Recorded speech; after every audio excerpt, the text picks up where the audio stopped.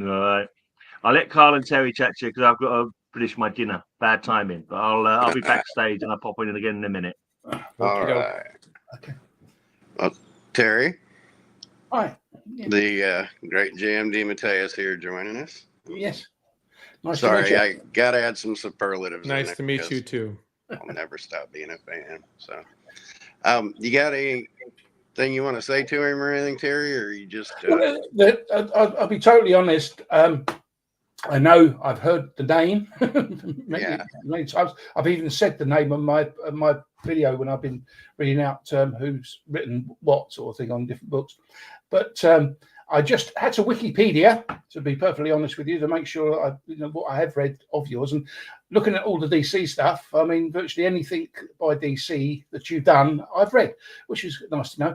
But it was something that I didn't realise. You read that the Saviour 28. Yeah. And I just I remember reading that sort of, so was it 2009 sort of thing. But I've still got the five issues, but I really did enjoy that. Yeah, I was very, very happy with that one. I don't know if you know the story, but it started out like 25 years before that as a Captain America story. And had approval for the story, and then started writing it, and then up the food chain came the word that no, we can't do this story. It was too radical for Captain America.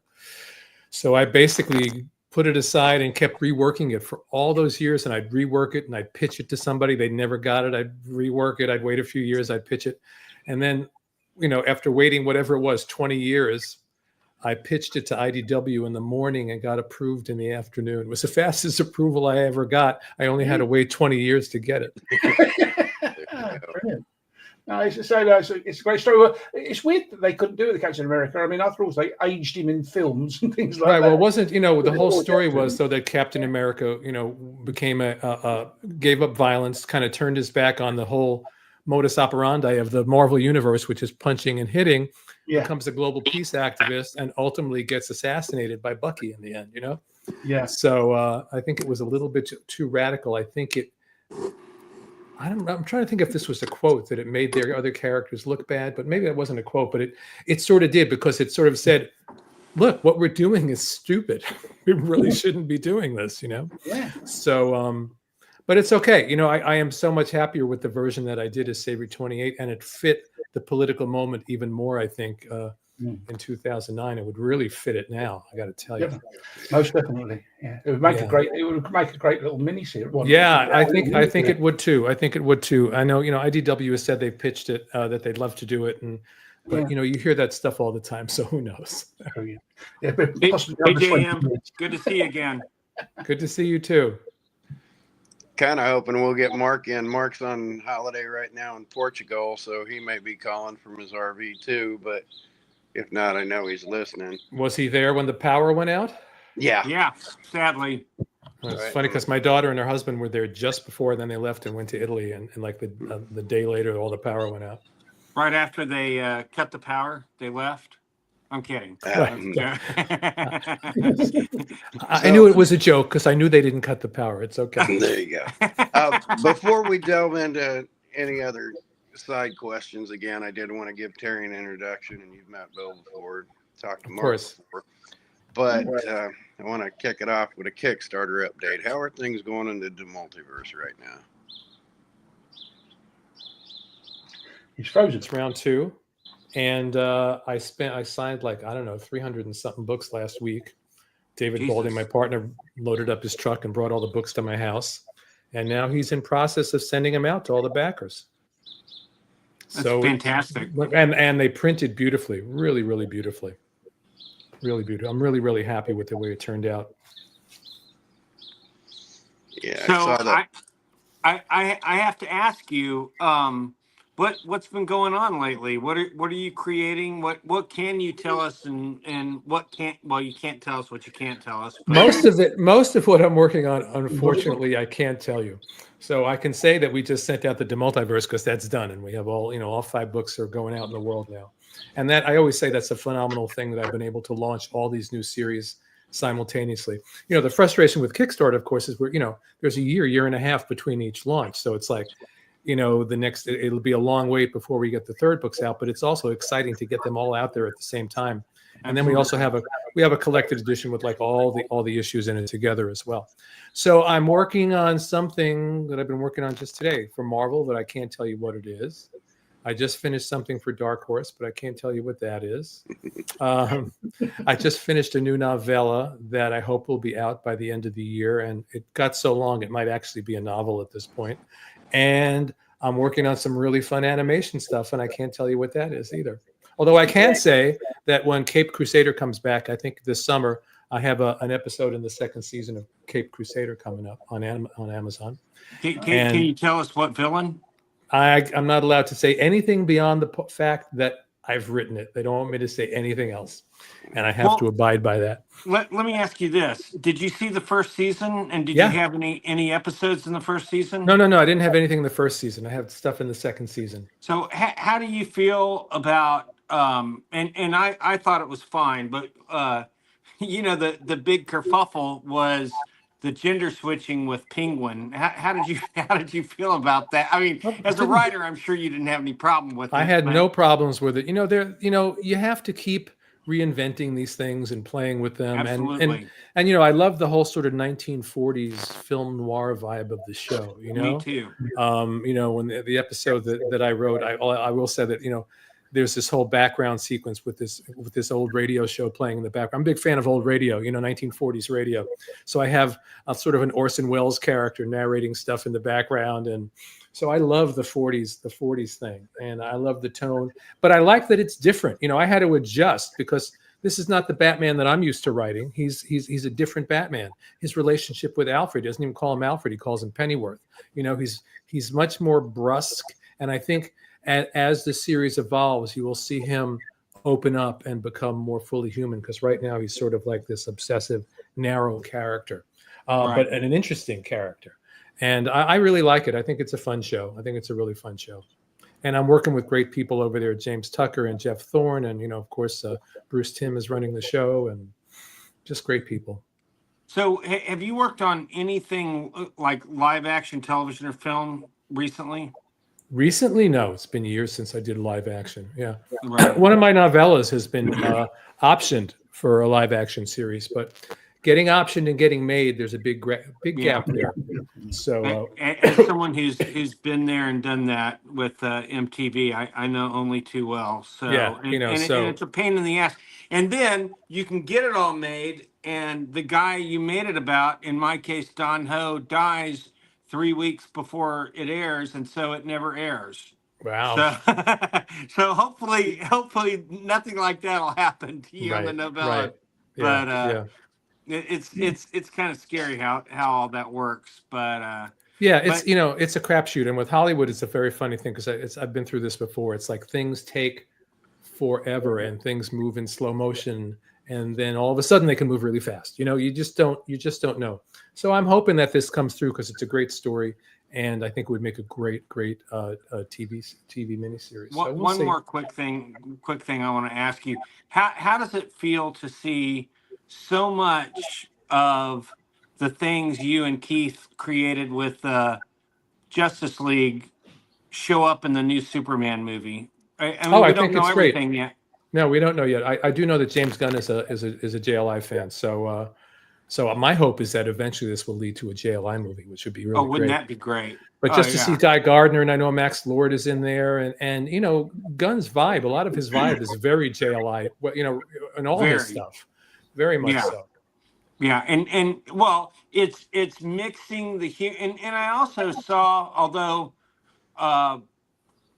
it was before he took over, I also saw a lot of that humor and a lot of that same feel in the Peacemaker series. I don't know if you felt that too. But, absolutely. But once he took over, I was hoping exactly what's happening would happen. So I'm really pleased. I've been a little burned out on all the superhero movies and TV shows and stuff for the most part.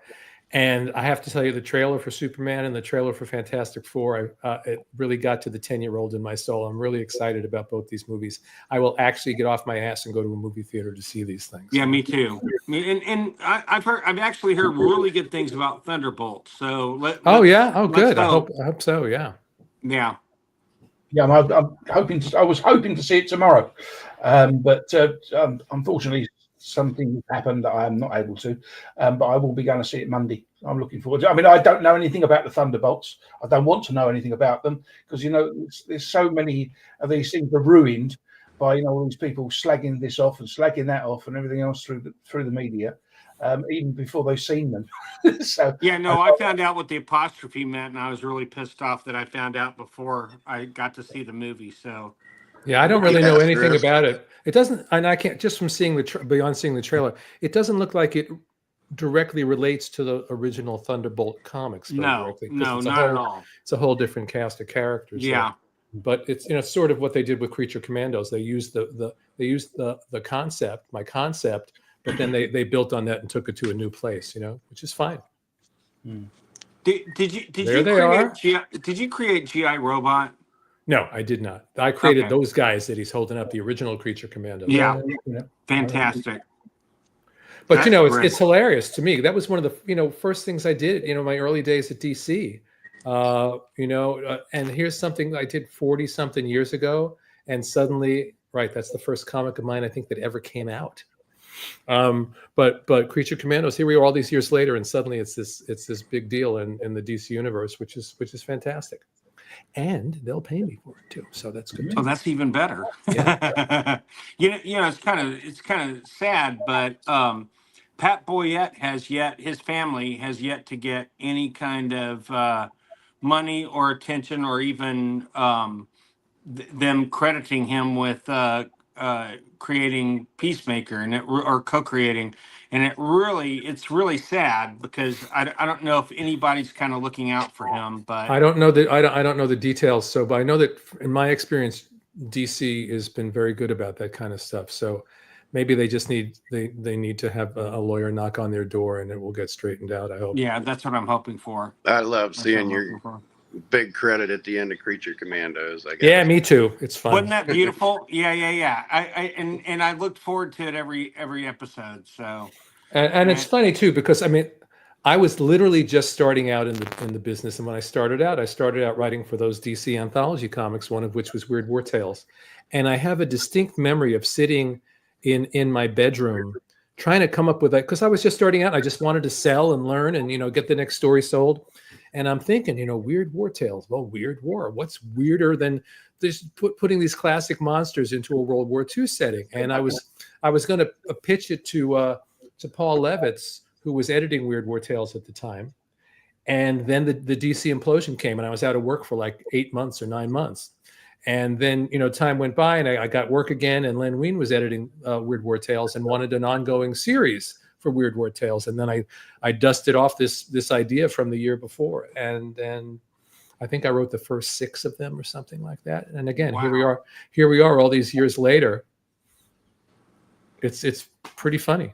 It's pretty and there's talk about a live action movie as well featuring all the actors. So that would be fantastic. And I'd love to see them do some flashbacks to World War II or something with the original World War II group, and somehow integrate the mythology of the original group and this group together would be great. That would be fantastic. And I can see Gunn doing that because he's the master of flashbacks. So he's a fan. He's a comic book fan. He loves this stuff. He understands this stuff. So you never know.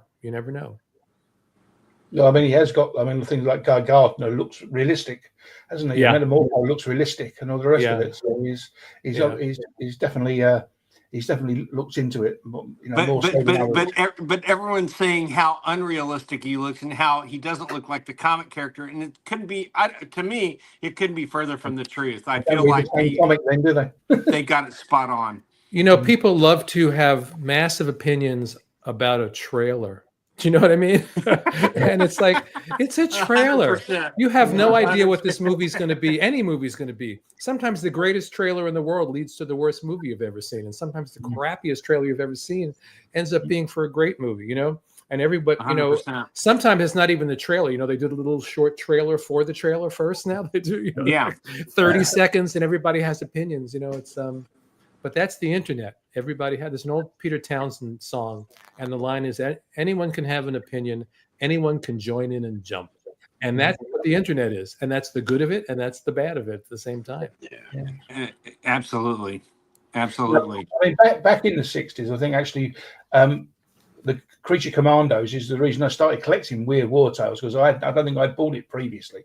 In the 60s? I don't think it was the 60s. Well, it was that came out in 1980, I'm sure.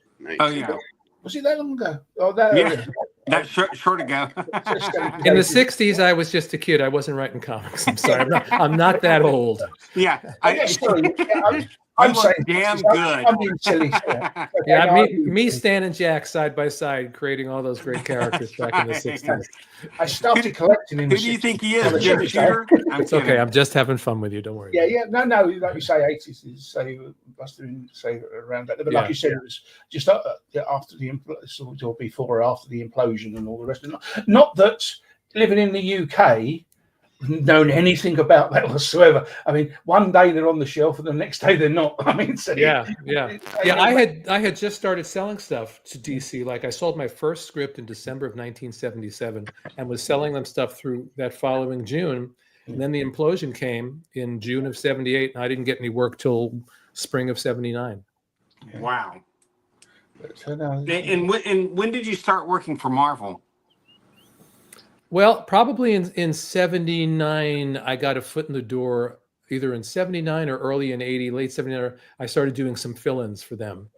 And then this amazing thing happened to me, which was in 1980, Len Wein offered me the job of his assistant to come on staff and be Len's assistant. At the same time that Jim Shooter at Marvel offered me a freelance writing contract. So here I was, still new to the business, and suddenly I had this extraordinary choice. And Len was, by that point, was my mentor and dear friend. I really wanted to work with him. But my son had just been born. This was like May of 80. My son was born in April. And I wanted to be home, to be home for my kid, So I had a choice between getting on the subway and going into an office every day and working with Len, or being a freelancer working from home, but having a contract to do it for Marvel. So I went with the Marvel contract. But what a choice to have while I was still new to the business. It was amazing. It's more amazing to me now than it was then. What do you think would have happened had you taken the DC gig? Do you think you would have been more mired in editorial stuff, or do you think you still would have found your feet in writing? That's an interesting question, because I was a writer, but I suspect, given my nature, that I would have still ended up at some point just going, you know what, I'm not a staff guy. I'm going to go home and be a writer again. Yeah. But it would have been a really great education to work with Len that way. Yeah, Len was a great guy, and so a wonderful writer, wonderful editor. He helped me so much in the early days of my career, and he's still very much missed. Yeah. And I've been told to keep my platitudes in check, but I'm going to say it again. I don't care who's sick of hearing it. You just blurt out that I started at DC and I did this Weird War run, which, holy shit, is fantastic. Then you kick over to Marvel. The first issue you do for the Defenders is my favorite comic ever, and you do a run on there. There's the apex of that run. What issue was that, Kyle? 92. 92. So, actually, my first job at Marvel goes right to the question that's on the screen. They gave me Conan the Barbarian. It was my first regular gig. I had done fill-ins and things, but Conan was the first regular gig I had. And this is after Roy Thomas had been writing that book for 10 years, just Roy Thomas and nobody but Roy Thomas. And here I am, like this new kid, and here you go write Conan and work with John Buscema. And I was scared to death. I got to tell you, I was scared to death. And I worked with John Buscema. I worked with Gil Kane on that book, who when I was a kid was like, Gil Kane was like right up there in my pan. And Buscema, oh my God, all these guys that I grew up like in awe of. But I realized after, I don't know how long I did it, maybe a year, that as much as I loved, at that point in time, reading Conan, I wasn't comfortable writing Conan. It wasn't a great fit for me. So I didn't last more than a year on that book. Wow. But someone said they just reread him and they enjoyed him. So that's good. Another thing I've learned over the years is not to be overly critical of my younger self, because it's easy to look back on early stories and just pick them apart and see how far I had yet to go and how much I had to learn. But I also know that guy that was writing those weird war tales and writing Conan the Barbarian was giving 1,000% of himself and pouring his heart and soul into it.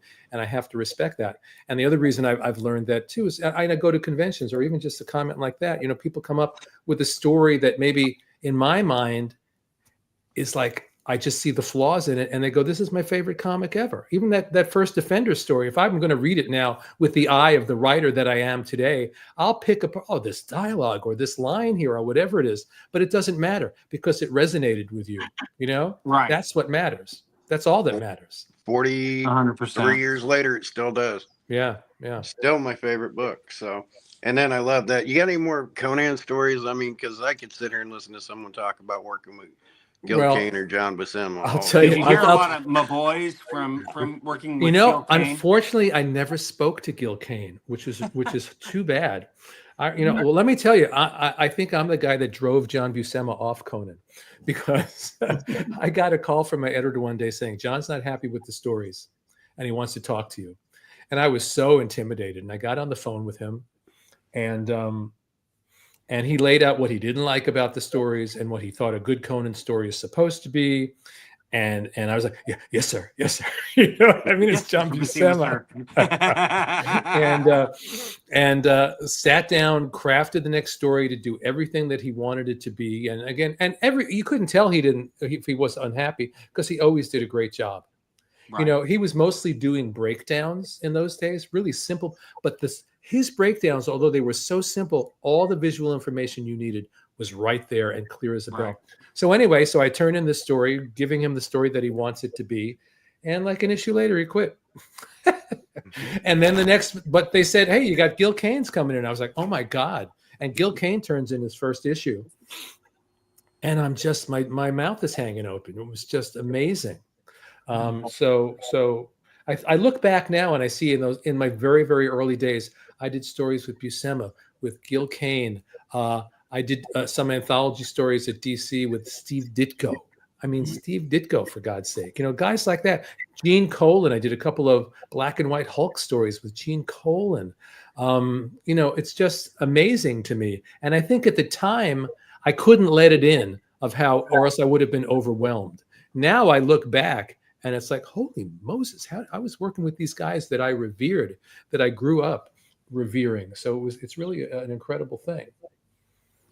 Man, that's cool. In the 60s, when you was a kid in the 60s, did you used to write in to DC or Marvel sort of thing? Was you ever? Yes, published? I did. There must be. I've been able to dig up at least copies of the actual letters pages. You know, PDFs of them and stuff online. Maybe 15 letters over the years that got printed. You know, and yeah. From the time I was like 14 to the time I was like in my early 20s. Yeah.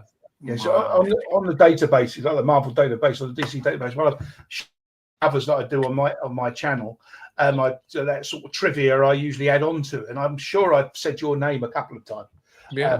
Of letters that say were in particular books. The last letter I think I ever had printed was in Master of Kung Fu. Wow. Yeah. And what do you remember anything about the letter? What I remember about the letter is that summer I was with friends on a cross-country trip, just driving across the country in an old station wagon, and desperate for comics. So I started picking up comics that in a million years I would never read. I saw Master of Kung Fu. I thought, this must be the stupidest comic book ever. And then I saw Tomb of Dracula. This sounds awful. But I was desperate, so I picked them up while we were traveling across the country and discovered they were both phenomenal books. And so I wrote a whole long letter about the journey cross country, about discovering the book, about how good I thought it was. And so that letter I remember very specifically. And I think the first letter I had published when I was 14 was in Spider-Man. Wow. So, and that's another amazing thing. So here's this kid, he's 14 years old, writing a letter to the comic book, little knowing that I would spend a giant part of my adult life up until this very day writing Spider-Man stories. Are you writing anything Spider-Man related now? I am. I can't say what it is, but I'm working on a new Spider-Man miniseries. Yeah. Okay. And last year I had Shadow of the Green Goblin, and the year before that I had The Lost Hunt. The year before that I had the Ben Reilly series. So I've been doing a lot of Spider-Man, and then of course, next month I think, or no, I'm not sure if it's next month or later in the year, but they're finally putting out the Spectacular Spider-Man omnibus with all my 2 years with Sal Buscema in it. So I'm really excited about that. Really excited. What was refresh my memory. What was that? Weren't you well known in that era for the Kraven stories, or was that? This is after Kraven. Okay.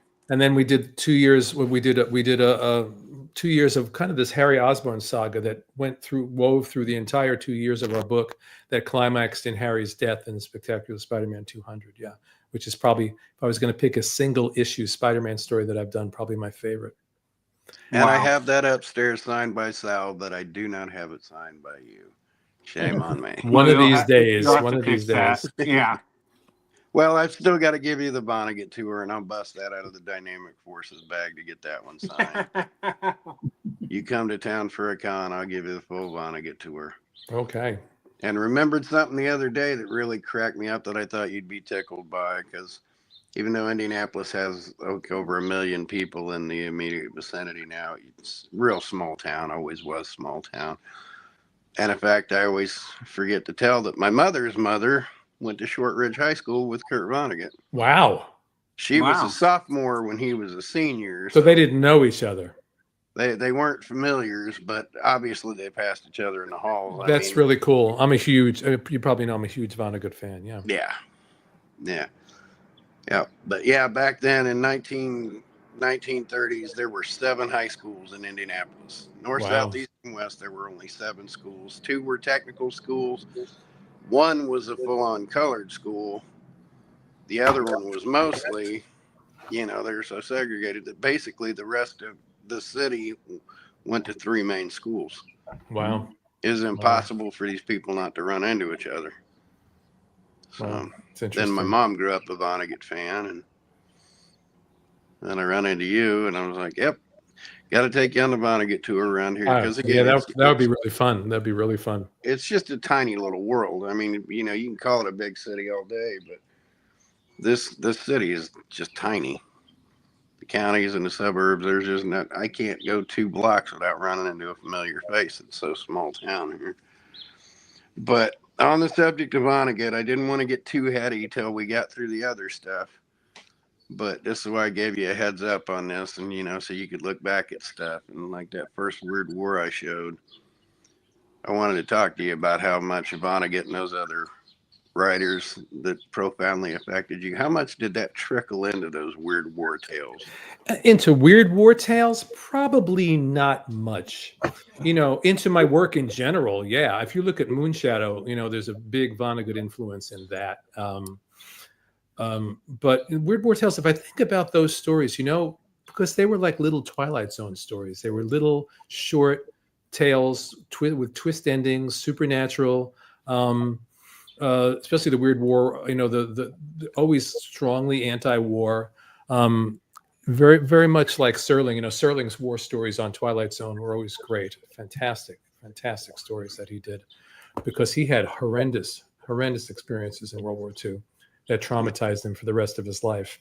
So yeah, I could see a Serling influence. Rod Serling's been a huge influence on me. The Twilight Zone, I remember I'm really young, if I was 6 years old at the most, seeing my first Twilight Zone episode when I shouldn't have been watching it. But I remember I was at my aunt's house staying over, and I was up late, which was for a 6-year-old, it was 10:30, whatever it was, on Friday night, and watching Twilight Zone, and it just exploded my little brain. And it's still my favorite show of all time. And all those guys, Serling and Richard Matheson and everybody that wrote for that show, what an impact that had on me. And it's a cookbook. That's right. I did a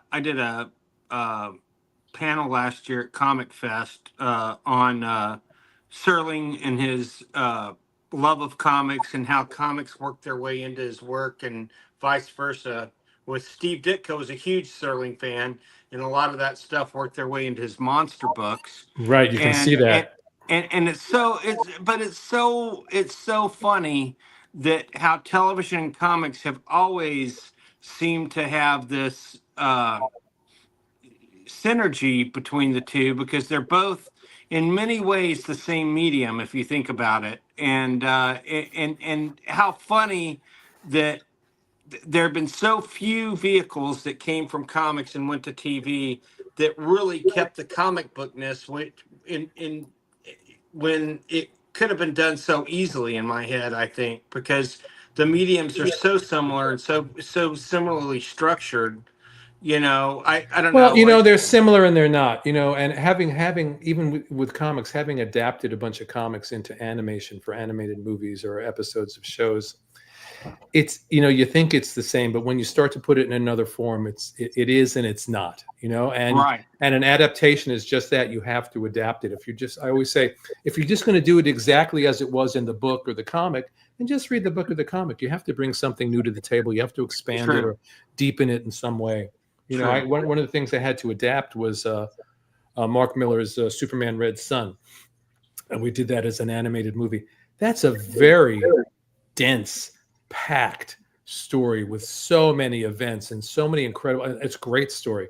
You did a wonderful job, by the way, because I thought the movie was fantastic. Yeah, you can't get that all into 90 minutes or whatever it was, Correct. 80 or 90 minutes. Yeah. And B, you want to bring something new to the table. So we played with it. We did, with an adaptation, my feeling is you want to be true to the essence of the story, to the heart and soul of what it's about, to the point of view, not necessarily to all the details.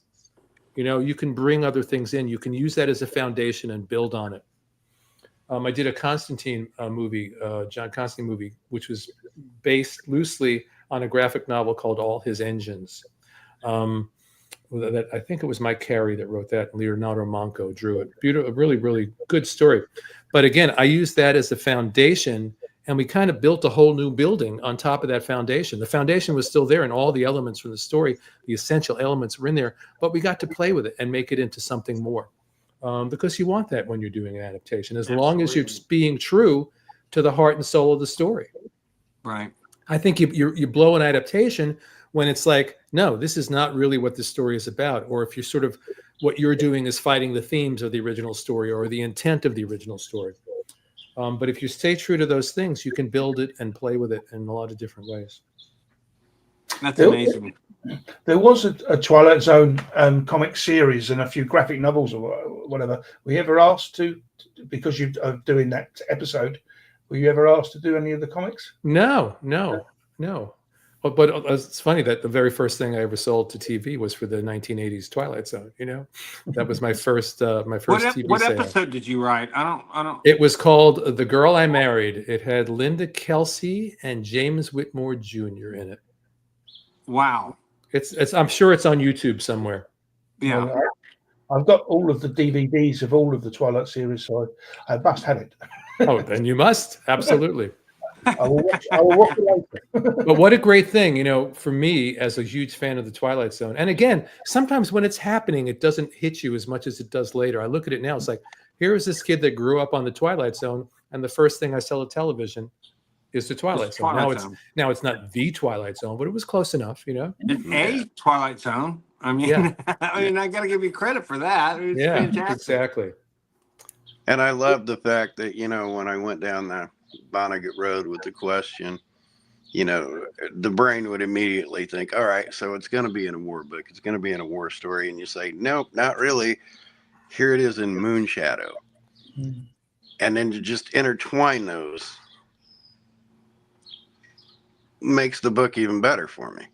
Yeah, when my original conception of Moonshadow was much more Vonnegut-like, it had much more Vonnegut tone. But then what you hope will happen is that as you begin to work on something, it expands, and your vision of what the story is going to be will expand. But the aliens, the Geldoses and that intergalactic zoo, that owes a lot to Vonnegut, obviously. Yeah.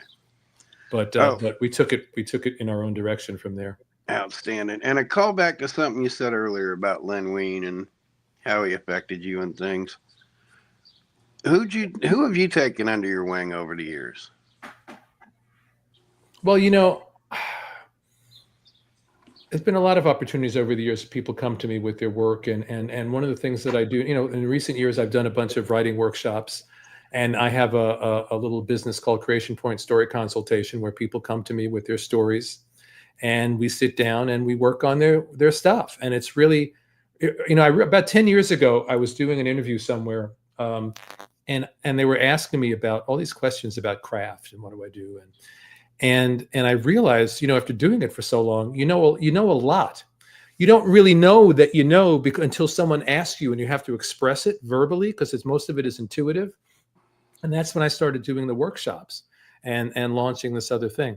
But there've been people, a bunch of people over the years that I hope I have encouraged and given feedback to and helped along the way.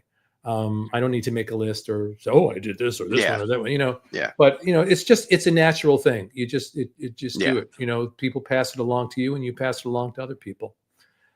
The only thing, the one thing that, happily I've only encountered it rarely over the years, where very rarely you'll run into somebody who comes to you with their work, and they say they want you to read this work and they want your feedback. Then you give them the feedback, and basically what they tell you in return is why they don't need to change anything. It's good just the way it is. And you realize they did not come for guidance or mentorship. They came for you to pat them on the head and say, you're great. You know what I mean? Yeah. But most people that I work with, because are just open, they want to know. I love the people that come to me with an idea, and we sit down, we talk, and we basically tear it apart, and they go to work, and we spend sometimes months, and they work, and then at the end they've got this really solid piece of work, and they've really, really listened, and they've worked it, and my job isn't to impose my vision on somebody else's work. My job is to help them bring out the best in their vision, Yeah. But it's really gratifying for me when I see these guys do that. That's beautiful. Yeah. And now, did you ever work with Keith on any of the ambush bug stuff? No, that was Keith, and he worked with. I think he worked with. Didn't Alan Grant work? I don't know if it was Alan Grant. No, Fleming, Robert Fleming. I think. Robert Fleming. Yeah. No. I don't think Ambush Bug never even showed up in JLI or anything like that. No. He was kind of in his own little universe. Yeah. Yeah. The ambush universe. A few years ago, a friend of mine and I worked on a animated series that never came about on Ambush Bug, and we tried to be as Giffen-esque as we could. And I feel like maybe we need to show that to James Gunn now, because it might happen under him, whereas it didn't happen before. Even though they wanted it, it didn't happen. But I don't know. I could see Ambush Bug just showing up randomly in different movies. I mean, just kind of pop in and pop out again. I don't know about you, but anytime I see Deadpool, I always feel like he's a ripoff of Ambush Bug, and because they're so similar. And right there, yeah. Whether it's a ripoff or not, but it's a very similar vein. It's that right, break the fourth wall, turn things upside. Yeah, it's okay. I apologize to Rob Liefeld, because he takes this stuff very seriously. But the Deadpool that we know as this crazy fourth wall breaking Deadpool was not the Rob Liefeld Deadpool. Right. That but came don't later. Tell him that. But yeah, no, you're right. Wasn't that Joe? Right. Was it Joe Kelly or somebody else that was the one that really did that? I'm not sure who was the writer. That out. Yeah, 100%. 100%. So let me ask you this: if you had to pick a favorite series or character that you worked on at both DC and Marvel, what would they be? Oh God. People ask this question, and it's like, I've been doing this for more than 40 years. I can't pick one thing. I mean, just a favorite character as a fan, or just of my work that I've done. God, as a fan, it's really hard to say. At Marvel, I love the Silver Surfer. Really love the Silver Surfer. And you did some great issues, by the way. And it was an interesting run, because I had this whole. I got really excited when I got the gig. I worked out this whole great story that I wanted to tell. The editor approved it, and then word came down that because of some crossover or something else going on, we couldn't do it. And I'd already started working on it, And so, when it's a weird thing when you're working on a story and suddenly you have to change the direction of where the story's going and where you're going to land. So things like that kept happening on that Silver Surfer run. I still had a great time working with Ron Garney. I worked with Jon J. Muth, my artist friend from Moonshadow. We did some good stuff, but it's a character I would not mind returning to. I love Doctor Strange. And then, Spider-Man, it's so interesting. Growing up, it's like, of course you love Spider-Man as a kid growing up because everybody loves Spider-Man as a kid growing up. But sometimes as a writer, your relationship to a character really changes when you're writing them. And I really fell in love with Spider-Man as a writer. You know what I mean? I connected with the character far more deeply than I ever did as a reader, even though I loved him as a reader. And I always say I know Peter Parker and Ben Reilly better than I know my best friends because I know every thought in their heads. I love the way you put that. But let me ask you this. Well, let me just see that. Let me just answer this guy's question. Yeah. I don't think you've done much work for the smaller publishers, not Marvel or DC. No, I have over the years. I've worked for Dark Horse. I've worked for Boom. I've worked for a bunch of other publishers along the way. So and even at Marvel and DC, I did creator-owned stuff for Epic. I did creator-owned stuff for Vertigo, Paradox Press. So yeah. So, what did you do at Vertigo? Oh, I was part of the Vertigo launch in 1993, whatever that was, with a graphic novel called Mercy. I did a series called The Last One. I did a series called Seekers into the Mystery. And then we took a Moonshadow from Marvel to DC, from Epic to Vertigo, and then we did a sequel to Moonshadow at Vertigo, and then of course. Then we took it from there, and in 2019 we put out this beautiful hardcover of Moonshadow, and now the actually paperback collection is coming out in a couple of months. Okay, it's called the definitive edition. I found all these old files and scripts and extras, and we actually the hardcover for Dark Horse got nominated for an Eisner. Yeah, it was. So I just have to tell you this because I forget to tell you every time I talk to you. This is the fourth time I've talked to you, but I was married when I was 22 for a whopping 5 months. My first wife, her favorite comic of all time at that time was Moonshadow, and we even got a kitten and named it Moonshadow, and it was considered my cat, and I'd never had a cat, and she got the cat, but because the cat acted like me, and when she got rid of me, I found out a few weeks later she got rid of Mooney, and it made me so sad. But every time I can't look at an issue of Moonshadow and not remember that. So wow, no, you never mentioned that. Tell you. Oh, thank you for saying that. Yeah. Sorry, it didn't turn out that well, but I'm no, right. But she absolutely, and I did too. It was one of my absolute favorite Epic series ever. Yeah, that's on my list of my 2 or 3 favorite things that I've ever done. And the Muth paintings and artwork was such a perfect match for your writing. I felt like, and your writing was very dreamlike. A lot of it reminded me in many ways of Winsor McCay and Little Nemo. Which is interesting because I had never seen Little Nemo at that point in my life. Well, I know so weird I know it now, but I had never seen it then. Right, but it's so dreamlike and so it's just so heartfelt. And you could have gotten hit by a bus right after you submitted the last issue of that, and you would be in everyone's hearts and minds because that.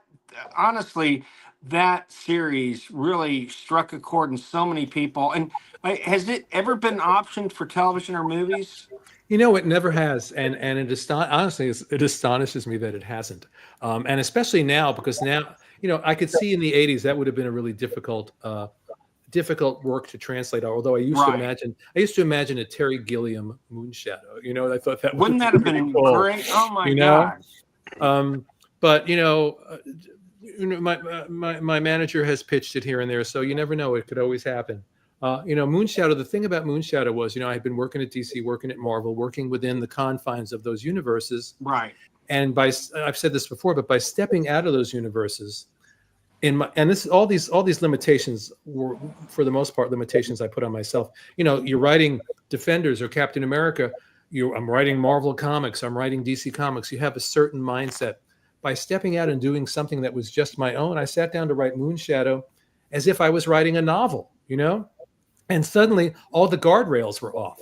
There was no like, this is how you tell the story however the hell I want to tell it, write it however I want to write it. And that allowed me to find my voice. And then working with Jon J. Muth, who is still a dear friend of mine, he was so talented. When you work with someone that talented, you have to up your game. And then I up my game and he responds to what I do. And then I respond, so we really kind of lifted each other up, and, neither one of us could have achieved that without the other. It was really a magical collaboration. It remains one of my all-time favorite things that I've ever done. I'm so happy that this year so many books that are really, really dear to my heart are being collected. So Moonshadow's back out. Brooklyn Dreams, which is my autobiographical graphic novel, also one of my 2 or 3 favorite things I've ever done. That'll also be out in a new edition from Dark Horse in September. They're finally collecting Spectacular Spider-Man.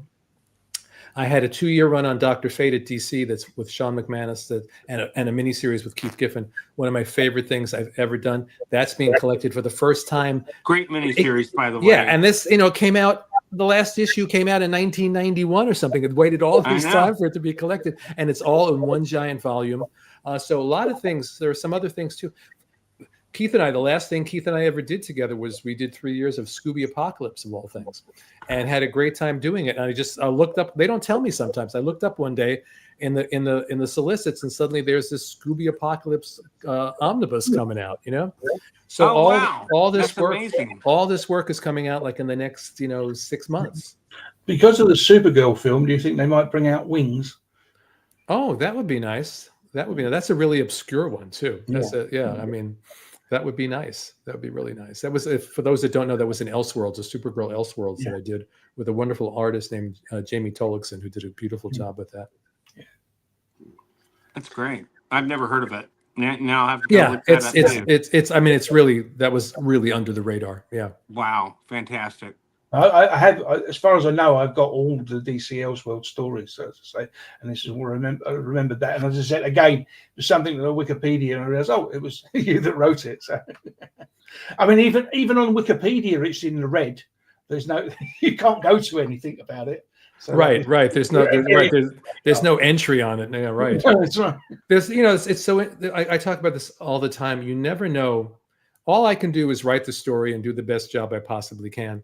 Then you sail it out into the universe, and it's not about me. It's about the audience and the story. And sometimes the story comes out and people really, really respond to it. Sometimes the story comes out and there's not a big response. And 10 years later, I discover there's a huge response to something that didn't seem to get that response when it first came out. I was talking to somebody recently about my Captain America run. And when it was coming out, it was okay. It was selling okay. It was not, but it wasn't any big deal. And over the years, so I go to conventions or I'm talking to people on this. So many people loved that run that didn't seem to even be there when it was coming out, that somehow either discovered it later or just weren't vocal at the time. And it's a great thing. It's a really great thing. It's like films, isn't it? It's like Shawshank Redemption. I mean, right. DVD and VHS and all the rest of it. It's exactly like that. Something comes out and you think it doesn't hit, and then it hits later. And vice versa. Sometimes things come out and they're big hits and they don't really sustain. You go back and you look at it later and it's like, I don't know what the big deal about that was. And also, I'll add to that. It also happens when things are streamed out of the blue and given like almost like a headline or a slot when you first turn on Netflix or whatever, and it runs through all these shows. And you see something that you haven't thought of for 20 years, or you wanted to see it, but never saw it. And then you get to see it. And then that creates, new furor over something too. Right. Or you look at a movie like It's a Wonderful Life, which, it came out, it did okay, but it was, it just kind of faded. And 20, then all 30 of a sudden, years later, in the 1970s, because the rights had lapsed, every TV station was playing it at Christmas. Right. And all of us who had never seen it suddenly discovered it and fell in love with it. And suddenly this movie that was like, is a classic. Right. So you never know. I think about Orson Welles, who, people go, Orson Welles did Citizen Kane, he never did anything else. Well, no, he did a lot of great movies after that. They weren't particularly well received until after he died. And all of a sudden everybody went, oh, Touch of Evil, that's a classic. Oh, Chimes at Midnight, that's a classic. Oh, this, so popularity is really no gauge whatsoever of anything. And if you like zither music, you have to watch The Third Man. The Third Man, of course. Yeah. Yes.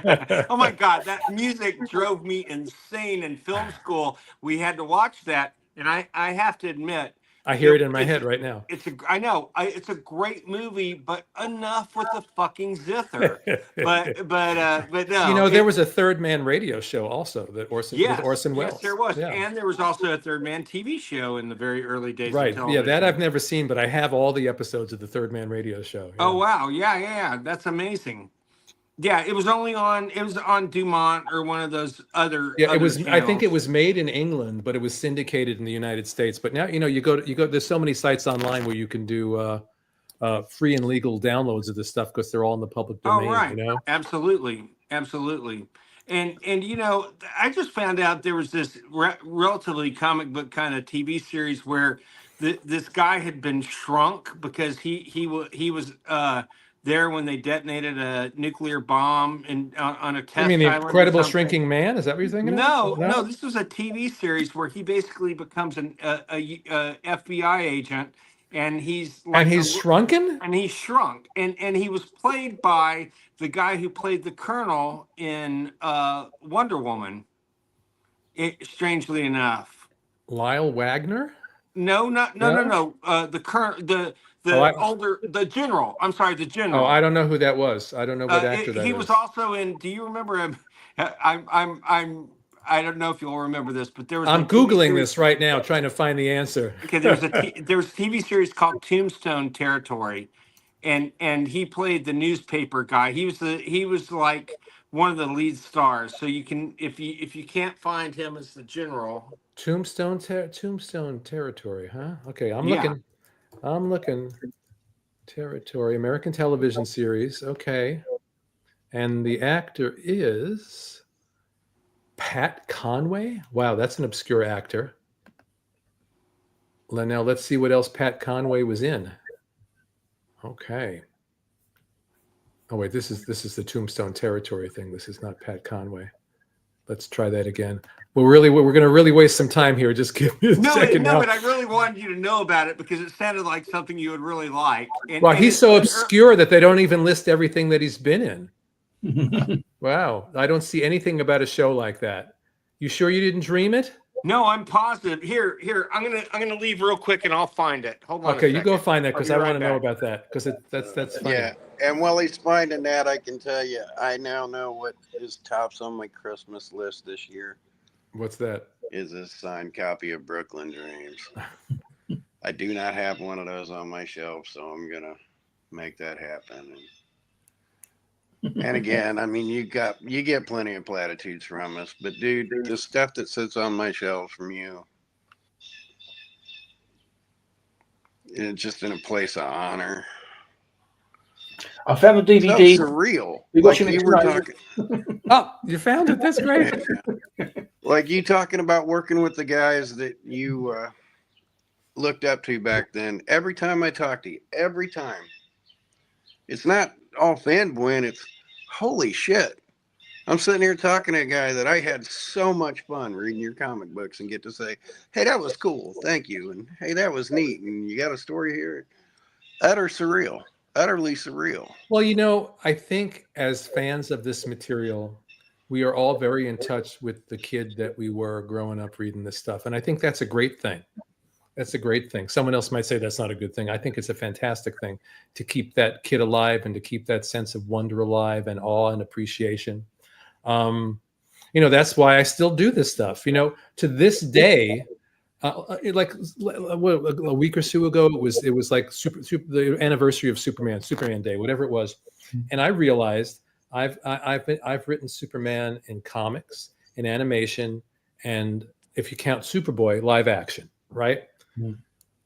If I told my 10-year-old self that I did that he would faint and then probably wet his pants. You know, I mean, he would be so excited, he wouldn't even be able to conceive of it. This kid working class kid in Brooklyn reading these comic books gets to grow up and do this stuff. It's an amazing thing. So I think we all have that sense. So I always appreciate your appreciation, because I'm the same way. Yeah, and I don't care how silly it is. I always tell people, hey, I got to talk to my favorite writer. I don't even say comic book. I just say my favorite writer. I think that makes a true writer, or a true writer, is if they are involved themselves in it, and then you find, nowadays there are a number of writers that don't know the history of any of the characters or anything like that, and they just write themselves into a book rather than writing about the character. And as I say, that's how I feel with this. It's I haven't grown up. I'm 68 now, and I still feel 16 sort of thing as far as being a kid.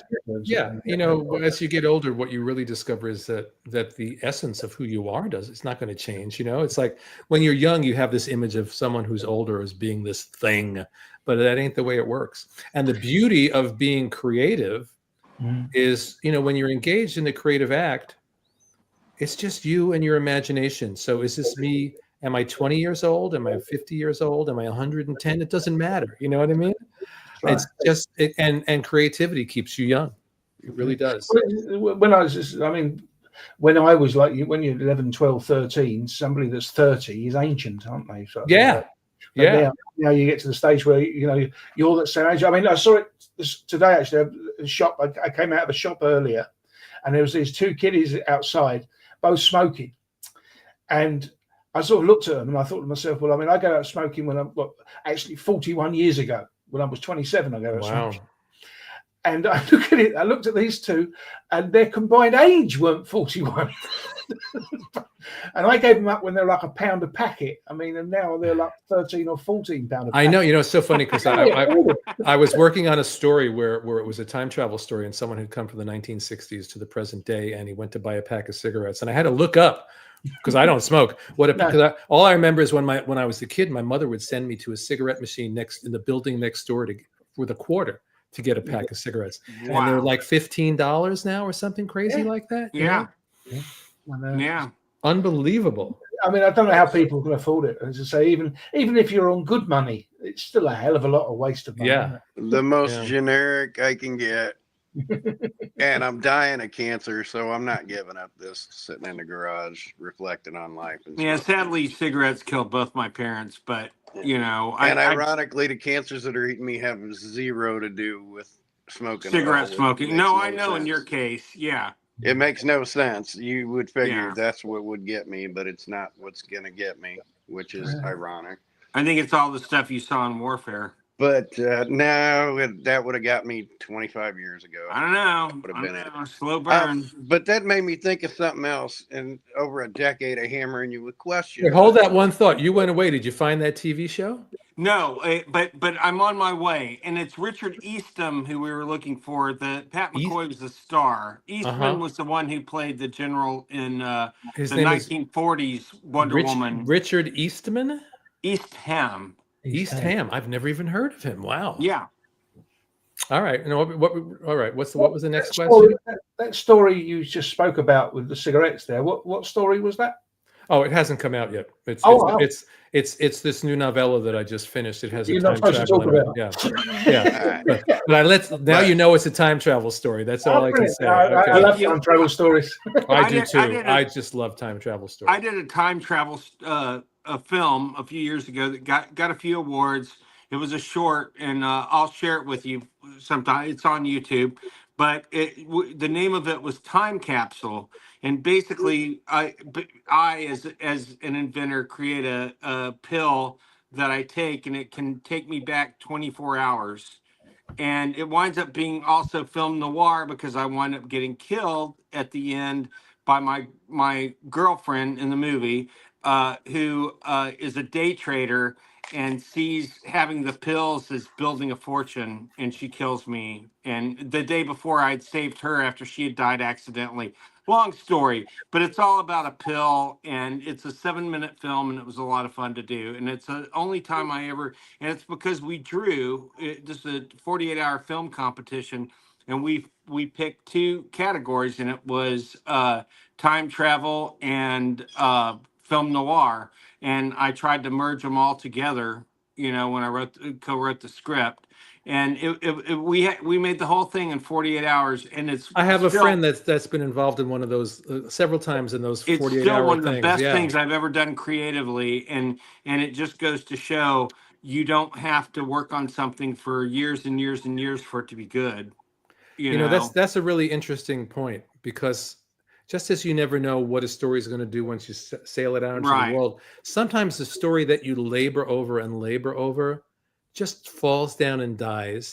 And then you have a tight deadline, and you turn out this thing with the speed of light, so much so that you're not even aware what you just did, and it's the greatest thing you ever did. You don't know because it's all all in the world of the unconscious where the real creativity comes from. 100%. And it's one. I was saying to somebody the other day, one of the things I still love about what I do is that it's a mystery. It's still the whole creative process. I can talk about it for hours, and yet when you get to its core, it's this wonderful mystery. Where do these stories come from, and how do you sit down and write a story? Sometimes I sit down after all these years, and I say to my wife, I don't know how to do this. How do you write a story? I don't know. And then somehow, absolutely, somehow it happens. Or that moment when you're writing and it's like, it's gobbledygook. You're looking at the computer screen and it's awful. It's nonsense. And somehow you keep at it. And I always liken it to the lens of a camera where you can't see clearly. It's all fuzzy, and you're turning 100%. It and suddenly it's crystal clear. But I can never catch that moment where it goes from gobbledygook to something good. It just kind of happens. It's almost like, what was it? Not spontaneous combustion, but the other one, spontaneous generation.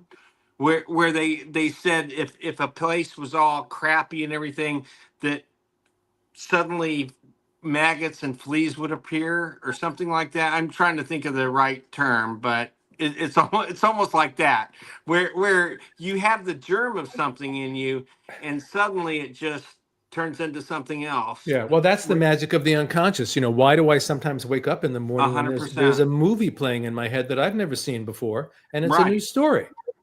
And my job is to get to the computer and write this thing down before it dissolves in my brain. Do you ever get story ideas where you got the ending but you don't know how to get to it? Yeah, sometimes you get the beginning, or sometimes you'll have a germ of idea and it's the ending that will come to you. And then, I was just talking about this recently too. You sit down and you've got these general guideposts, the general thing of the story, and you know where you want to go with it. And I always use this metaphor of a horse. You get on your horse and I say, well, the story is going 3 miles directly that way. Mm-hmm. And you start galloping, and all of a sudden your horse is pulling off to the right. But no, I'm going that way. And you start to pull the Now you have a choice. You can follow the horse, or you can force it to go where you want it to go. And I find almost every time, let the horse lead you. And the horse is your unconscious, which is going to take you places that you never expected, Yeah. And maybe you will still end up at that original ending, but you will have gone through 30 different countries that you hadn't planned to visit along the way. With crossovers, I don't know how many that you were involved in. I've been in a bunch over the years, yeah. As far as crossover is concerned, if they're saying, right, well, we're doing it, so and so's doing issue 1 and so and so's doing issue 3 and whatever, we want you to do issue 7, and this is what's happening up to now. Is that easier or more difficult? I find it generally intrusive. Yeah. Well, there's 2 different, like if I'm working on a series and there's a company-wide crossover, right? So I'm working on a series that I've got planned, and then all of a sudden, no, for the next 2 months, you have to tie into this other thing. It's just an interruption, and I've been involved in some crossovers that were actually fun, and because I was involved with them from the beginning, and we were able to build them together. But a lot of times they're just sort of imposed on you. Or when we were doing the Clone Saga at Marvel, we would have a great time putting these stories together. We meet up at the Marvel offices every 2 weeks, and we'd map out what's going to happen. But then you go home and your job is to write chapter 3. Do you know what I mean? Yeah, and after like a year of writing chapter 3, I'm like, it's not satisfying. Plus, it inhibits just what we're talking about, the ability for the unconscious to rear up and surprise you, because you're writing chapter 3 and say, and I did this to Tom DeFalco. Tom DeFalco is writing chapter 4 over here. But suddenly I get to the end of chapter 3 and this whole new twist in the tale comes, and I put it into the plot, little knowing that Tom has already started writing his script. So he's got to adjust what he just did because I was being spontaneous, so it's this. So I think some people love that stuff. It's not my favorite stuff to do, although I have had some fun. Did you do one of the episodes, the Commandy story they did a few years ago? With the command, no, I didn't work on that one. They've got a new artist, a new writer to continue right, the story. But that one, if I remember correctly, they weren't bound by anything. The job was to just be spontaneous and just keep throwing curveballs at everybody. Yeah, right. That's why they didn't answer you. You would have had that. That'd been fun, wouldn't it? Yeah, that would be that would be fun. That would really be fun. We actually have a page of that in the store I run that you've seen me in the last 2 times we've met, and by Steve Rude. And Steve Rude came to the store. Have you ever worked with Steve Rude? No, but I love his work. He's fantastic. He painted 2 paintings in a weekend that he was there. I think you told me that last time. Yeah. So guys, just to let you know, I have about 10 minutes and then I got to go. Okay, I want to ask you something. What's the best ending you feel like you've ever written? It's yet to be written. That's a great answer. I like that answer. I like that answer a lot. You can go with that if you want. Yeah, it's I'm the last person to probably answer that question. Maybe some reader of my work could answer that question, but I really like the way six-fingered hand. I really like the way you ended the Kraven. Yeah, I think that was certainly the most unexpected, shocking ending that I ever did. By far, and what an underrated and kind of a goofy character when he first came out. I mean, here's a guy wearing ballet slippers. That's what I've always said. I as a fan, as a reader, I was never thought Kraven was a particularly interesting character. What happened was I just happened to stumble across. I was before the internet, you had to find other ways to avoid working. So I was sitting in my office and I had a stack of comics. I flipped through a Marvel, the Marvel Universe handbook. Yeah. And I don't know where this came from, if it came from a story or if whoever wrote that entry just made it up. And they said that Kraven was Russian. And as someone who loved Dostoevsky, as soon as I read that Kraven was Russian, this whole picture of this character appeared in my head. And suddenly I understood him and appreciated him in a way I never had before, and created all this backstory for him. And suddenly Kraven, who was to me this goofy character that I never cared for, was suddenly this deep, rich, fascinating character. And that's the challenge, is to do, like people were, I'm sure there were people that were like, I can't believe you killed Kraven. That, a month before that story came out, if you would have mentioned Kraven the Hunter to you, they would have laughed. But if you make that character into something, any character, every single character, there are no shitty characters. Well, maybe there must be a couple out there, but even there, but you can take any character, and if you take the time and like rip off the top of their heads and explore their psyches, you can always find something to make them have depth and make them psychologically and emotionally interesting. That's why I like working with the B and C level characters. That's what we did with Justice League. That's what I did with Defenders, because those are the characters nobody cared about. Oh, I'm writing Son of Satan. You think anyone cared that I was using the Son of Satan in Defenders, or a hell of a lot, yeah. Well, you cared in that story because we developed the character, but because it was a B or C level character, and they were not saying there weren't writers that did great things with the character. I love Steve Gerber's Son of Satan stuff, but nobody, editorially, they weren't looking over your shoulder, Same thing with Justice League. They weren't going, well, what are you guys doing with Blue Beetle and Booster Gold and Fire and Ice? They didn't care. If it was Superman and Batman and Wonder Woman, they cared more, Right. Yeah. 13, 14-year-old me was well invested in the Defenders round. Yeah, well, so was I when I was writing it, so that's good. You weren't that young. You weren't that young when his issues came out, were you? Yeah. Oh yeah, you're 2 years younger than me. Yeah, it was like 13, 14 when that six-fingered hand run came out. And when you what 2 years can I'm do. a 14-year-old kid, and the wrap of the story leaves it up to me. I was like, wow, that's cool. That was cool.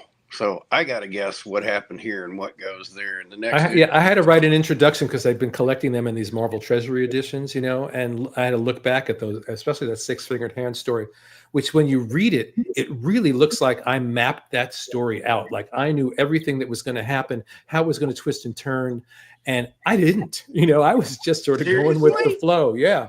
Wow. And the things that I realized that I got away with. There's a story later on in Defenders, the Son of Satan story, where he faces his father in hell, and Satan reveals his other face to the Son of Satan, and his other face is God. And here's this little Defenders comic in 1980, and I got away with that, to talk about the place where God and Satan were the same being, fulfilling different roles in creation. Well, but isn't that kind of how? I mean, to me, as someone who has been forced not to be a Bible scholar, mind you, but main thing I do is produce a TV series on the Shroud of Turin. But it isn't it basically what they say in the Bible, that that's kind of what they are? Well, I don't know, because there's a lot of people walking around thinking that what the Bible says is that Satan is here and God is here and you're going to go to hell and burn forever and blah, blah, blah, blah, blah, right. Which has never been my point of view. That was kind of the whole point of the story. And I love that, by the way. That's one of my favorite. Most of the time when I do stories that have anything to do with hell, and I always kind of underscore the fact that hell exists for those who believe in it and need it, but it's something that we can transcend. You know what I mean? It is not... 100%. It's not. It is nobody's fate. I don't believe in a God that's going to condemn anybody to hell. We'll condemn ourselves to hell. God's not condemning us to hell. 100%. They really enjoyed the Doctor Strange. Yeah, that just came out in Into Shambhala, which I did with my old dear friend Dan Green, who's also no longer with us. Beautiful painted artwork. One of my favorite things I've ever done. Had been out of print for years, and they had a Doctor Strange Masterworks that came out a few months ago, and they reprinted it. So I'm so grateful that's back. Isn't that great? That's fantastic.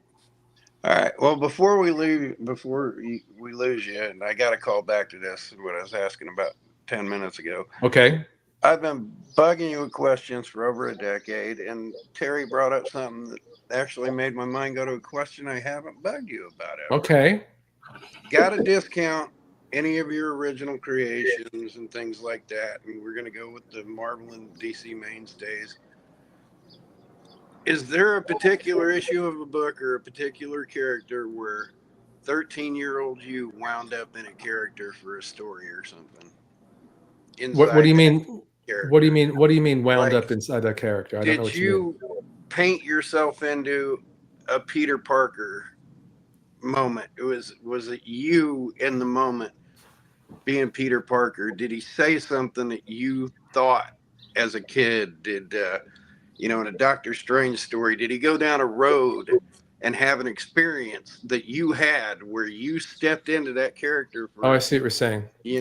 For those panels that you were writing, where that was you in that moment translating it into a right. I don't know about in that moment, but I think that the characters that we really, really, really deeply connect with, we connect with because they reflect something that's very, very intimate and personal with us, So, people connect with Peter Parker, not just me, because he is that sort of everyman. Every writer that comes to Spider-Man, no matter what ethnicity or race or background they are, somehow they connect to Peter because there's something universal in there. And so I think it has to be personal. I can't think of an event like that specifically, but certainly we connect with those things so deeply. And sometimes we talk about the Twilight Zone. Like, why did I connect with the Twilight Zone when I was a kid so profoundly?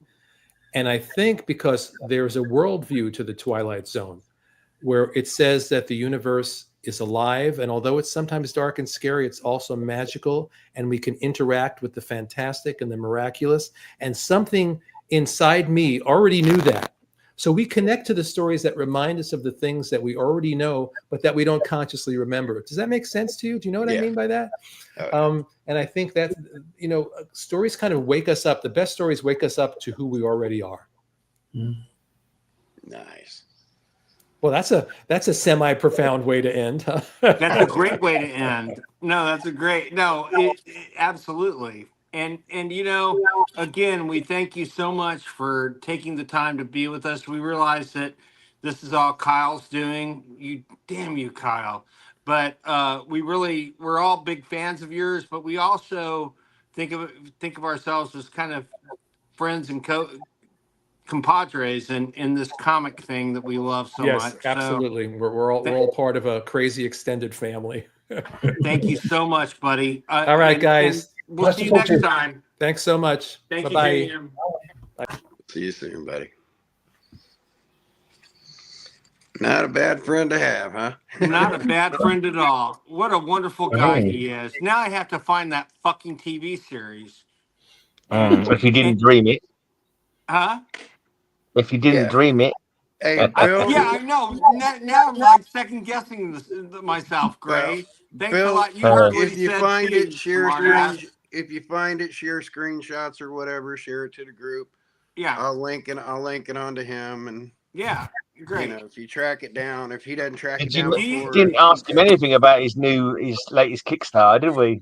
Yeah, we did. Minutes. He just wanted to touch base on it. Said, "Yep, it's already shipped out. We're good." So, now we got a year till the next one comes around. He said, "Nope, it's all good," because we caught up on the build up before. So this was we shipped them out. We're all good. It's all good. We're doing great. Bill, I sent that cover of Wings to the Geeky Weekly page on Facebook. I've never seen that Wing story before, Terry. Yeah, I don't recognize it. On Wikipedia, because I went onto Wikipedia to see the sort of things that, and it's amazing the amount of stuff that he has written that I have obviously read. So I know, and you don't even realize I forget who wrote what. Wings isn't even highlighted. It just says Wings, but it's in red, so you can't click onto it. So they go to show that he said himself it's under the radar. But I must be honest, it's such a long time since I've read it. I can't exactly remember what it was, but I think that's based with heaven and hell. Hence the wings. I think they're angel wings, I believe. But I will have to dig it out and reread it. But like I had to reread lots of things. But I'm sure it was. I mean, I like those Elseworld stories. There's very few Elseworld stories that don't hit it right, sort of thing. They can do what they like with it, can't they? With the Elseworld, 100%. Makes it It makes it more interesting because they can sort of like pull everything apart. All that kind of alternate kind of storylines, like Legends of the Dead Earth, where they recreate a new character of the same name, anything like that. Any kind of variable on the original characters, Stan Lee's take on the characters, all that kind of stuff is interesting. Yeah, it was just a one shot. What I want to know is why does Kyle have yours and my names in his fake name this week, Gray? I don't know. Billy Bill Graham? Is this some kind of evangelist or something? Who the fuck is Pilly? Is that your nickname, Carrie? Pilly? No, it's just... No. One of my nicknames in college was Spilly. Unfortunately, I take a lot of pills. There you go. Maybe was that made up for me. I said I take a lot of pills. Yeah, well, I'm starting to. So where did you get your name for today, Kyle? I was wondering if JM was going to notice that because we were talking about Kurt Vonnegut. Billy Pilgrim. Ooh. Huh? Well, you know what you did? You put me and Graham in your name. Well, yeah, but instead of Billy Pilgrim, I did Pilly Bill Graham. Yeah, but that's funny. That's a Slaughterhouse 5 reference. Without even realizing it. We must be in your subconscious. I thought of juggling it around, and I thought, well, I'm going to throw a Slaughterhouse 5 reference in there. If he catches it and laughs at it, great. If he doesn't, he doesn't. Hey, where's Darren this week? Huh? Where's Darren this week? He ain't been around for a minute. He's I'm playing hoping he's Wowzer, doing or all what the hell right. it's called, isn't he? But He's gone Terry, back I to got to playing give in you a three thank games, you hasn't he? because I've been hammering that poor guy with questions for over 14 years. Actually, I look back at the numbers, and over 14 years I've been hammering that guy with questions. And you reminded me of something I had yet to ask him. And it's been years since like a new question has come up because we rehash or do variations on the theme, but to actually delve into that one.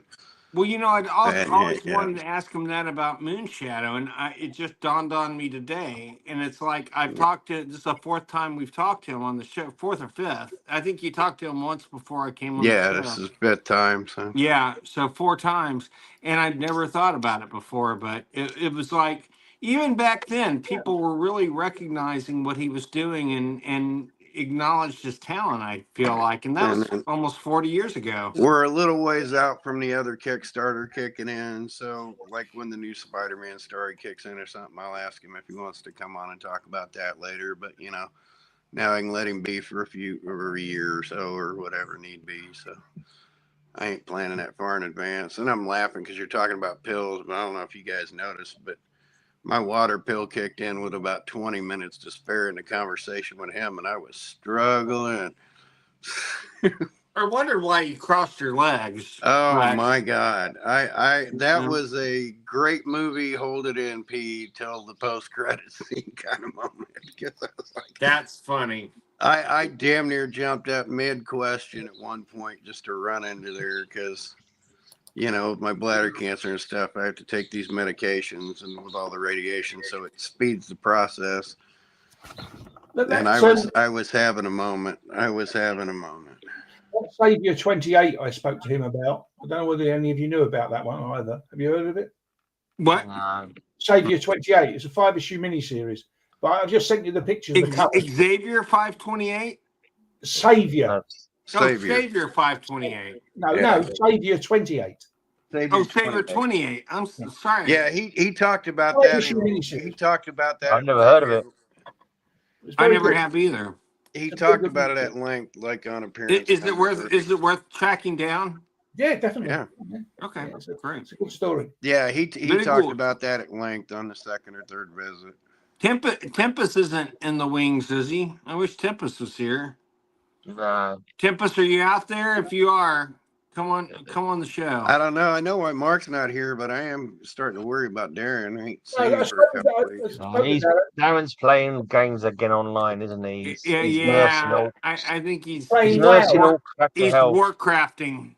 He's playing WoW. Yeah. World of War or something.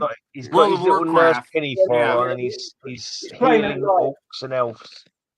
Yeah. He's playing it live, but because he said to me, because I sent the thing, I hadn't heard from him or anything at all, and he just said no, he's playing it, but he's got to play it live. And once it's gone or something. So that's what he's doing. It's a one-off. It's a one-off thing, probably. One-off competition, I suppose. I don't know. It's the same. Maybe, yeah. So let's hope he dies soon. No, I'm kidding. I'm not in real life. Not in real life. But you would Ray, that's the worst eye roll I've ever gotten out of you. You were talking about JM and something like that. If he got hit by a bus or something, what the bloody hell? Oh, I know. Yeah. I know. Did you get that, Carl? Did you see that? Said something about someone getting hit by a bus today. I don't need to say that again. Dickhead. I've been called worse. But well, that's a level of flattery that takes a different direction. Yeah. Yeah. I mean, you could go out tomorrow and get hit by a bus. If he would have kicked off in like 1982, he still would have had a hell of a body of work. Terry, someone asked last week if you and I were brothers, which I feel bad for you, but I took it as a compliment. But they go, well, you have the exact same kind of mustache and beard, which I'd never even noticed before, and we kind of do. Yeah, but where did they ask that? No, a friend of mine asked that watches the show. One of the 3 people that watch the show. But I have to say, Alex, by the way, it wasn't Alex, but Alex, by the way, watches the show quite often. So if you're watching today, Alex, thanks. But Alex that works at the store with me. No. He and his mom watch the show because they think we're funny. My mom used to watch the show, but no, your mom still watches the show. Let's be honest, and my mom does too, and she still would be criticizing me for not being that funny. But I got my sense of humor from her, so ha ha ha ha. Or we should say, mind your language. Yeah. Don't wish death on the guests. Yeah. Let's leave that subject totally unspoken, eh? Yeah. The thing that shall not be spoken of. What was it? We can't speak of it. But I always think you're going to burn that tarp behind you. I'm a couple feet away from it. No, I know, but it's weird how the flatness comes in of an image. I need a new backdrop. That's just draped over my dragon. So, Gray, you have any comics to show us? No, I don't. I was just going to ask anyone else if they've got anything new. I haven't really got. I only got all I've got is what's in my reading pile. Yeah, I've probably shown that before. I can show you what I've read this week.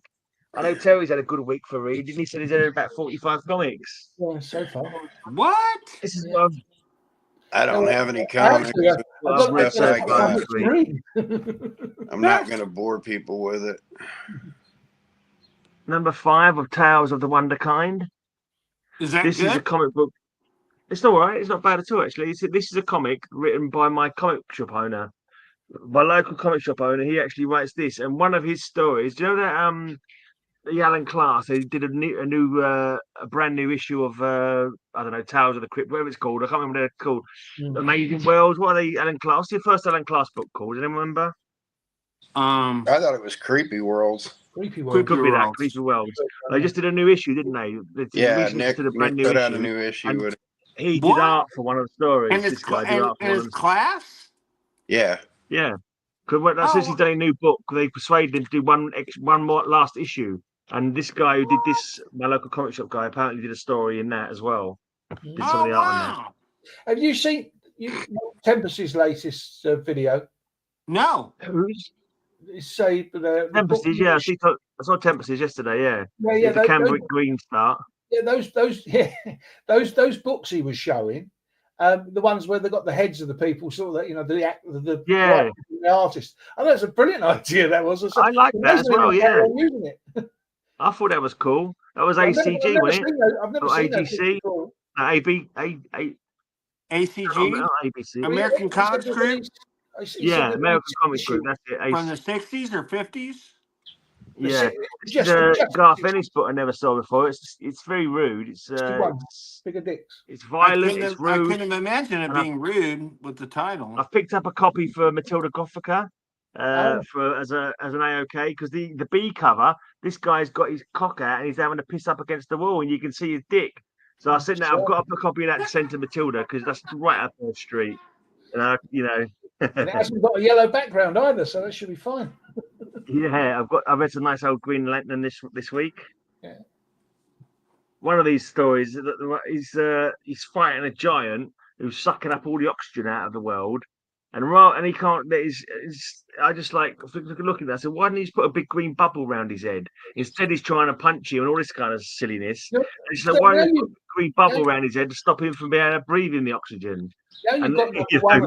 We'll have the full run soon. It was a bit of a silly one. So great. You'll have the full run of that soon, won't you? That Green Lantern? No, I'd never be able to get the early ones. My aim was to get to the end of the run. They are the early ones. Yeah, these are before my intended run. My intended run was like 70 to the end of the run. But I can't do that because you've got all them bloody, what's his face? Neil Adams covers, which are expensive. You know? Oh, yeah. And the first guy, Gardner, and first... the first guy, yeah, that's true. John Stewart. Yeah, the first guy, then John Stewart, that's his face. Yeah, and the drug one. Mind John you, Stuart Mill, it was own free will. The Shinny. the drug one. Yeah. Green Lantern, the one with oh Christ. Speedy. My ward Speedy is a with Speedy when he's he's the one is 76, before. Yeah, anyway, he's taken his name too literally on that one. No, the Rob Fatstacks. You know, he's got. Do you watch him at all, Rob Fatstacks? No, I used to watch a bit in the past, but I don't really watch much anymore. I watch so many people's channels. I never bother watching mine back. So I can't bother watching anybody else's channels anymore. Screw it. That slab program, the slabs they do on Sunday, and they do a giveaway box and everything else. Well, his latest video, he was showing a load of books he's putting in the giveaway box, and that was one of them. Wow. So I know he does put big books in there, but I mean, it wouldn't have cost that much. So it's, you know, there must be bargains out there somewhere for those sort of books. Yeah. Either that, or he's a lot richer than we knew. He's giving it away. He's buying it and shoving it in the giveaway box. He must have a few bob there, mustn't he? Blimey. But I picked up issue 1 of this, putting Kyle's AOK that I'm sending him, just so you know, Kal-El. Nice. Okay, thank you. I'm mostly sending you British comics, Carl, because I actually went to my local shop. I actually picked up a bunch of comics to give to. I'm going to send an AOK to Kal-El, Roger, and Rayman. So I picked up some bandies. Yeah. They got an issue of Dandy each, an issue of the Beano each. I won't show all of them. I thought about doing another AOK. I shared some of that stuff, but I got a $100 gift, and it was go get yourself something you like. Don't issue of Warlord. Don't do for other people, or don't just like go get something you like. And I went on a bender getting some historical things. Yeah. So I'm going to send one each to them, and I got some. I got my commando each as well. Yeah, imagine trying to collect that from the beginning now. No, sod that. Was it 5,800 odd issues now? I'm grateful every day. I am not a completionist. Yeah. Yeah. Yeah, I'm still not all that bothered. I still need like 35 more issues of the Defenders for my run. And I'm just not all that bothered to get them. Be neat if I do, but whatever. Yeah, if it happens, it happens. Yeah. Well, that'd be an easy one to finish, especially considering I have all the big issues. But what'll be an easy one? That my Defenders run now. I have all. Oh, right. I have every major issue of the whole run. So I've finished off the Defenders run, mate. Dollar books. I finished the Defenders run, and I wasn't as invested as you were. So I'm surprised you ain't finished it off. Nah, because I don't want to get to the end. I don't want to finish. I want to still be reaching. And it's so easy now. I got one difficult issue yet to get. I get giant size, and that's it. You know. It's just gonna be easy enough to finish. I just don't want to. Always, my holy grail was always a timely superhero wartime book, and probably 50 different times over the last 30 years I could have got one. But I don't want to get my holy grail. If I get my holy grail, then what am I gonna do? You know, I got holy grail adjacent. I'm good enough with that. I haven't got any holy grails. There's just loads that I want. There's just lots that I want. I've There's not one that I want more than anything else. And so many big books and things, and it's like, yeah. I got a few. What about you, Terry? Have you got one book you're aiming at? A particular book? That'll be your magic, like. I mean, to be honest, because I got that Superman 100, and I've got 108. I now need 101 to 107, and they're the 7 really that I really want to get hold of. But at the moment, I'm paying sort of Darren for those Daredevils that he's got for me, so I've got those to go as well. But no, not really. No, I can't think of anything really. No, not as a one-off. Is there that's not an original, is it? Is that an original? Original. Oh, that's Bill. I thought that was Graham. I was like, Jesus, Graham, you're pulling out a big Marvel monster. Never get back. I mean, as I say, those sort of, you're never ever going to get back to any further there, sort of thing, unless you win a few bob. That's the only way. Yeah, exactly. So there's no point in thinking about those. But 101 to 107, I mean, they're around about £150 each for That's expensive. A 4.5 or something or other. A majority of them. I think one of them is a bit dearer than the others. No idea why, because there's nothing special about any of them. There's no, first appearances or anything like that in there. And I mean, that's what annoys me a lot of the cases with a lot of those early Superman and early action. They come up with this business. Oh, it's got the first appearance of someone in. Yeah, it's the first and last appearance because they bloody die in the issue. Hey, Terry, here's one to turn your stomach. I've already traded Mark my Batman 15 from 1942. It's years back. I had a copy of Superman 7 in my hands for $75, and I said, nah.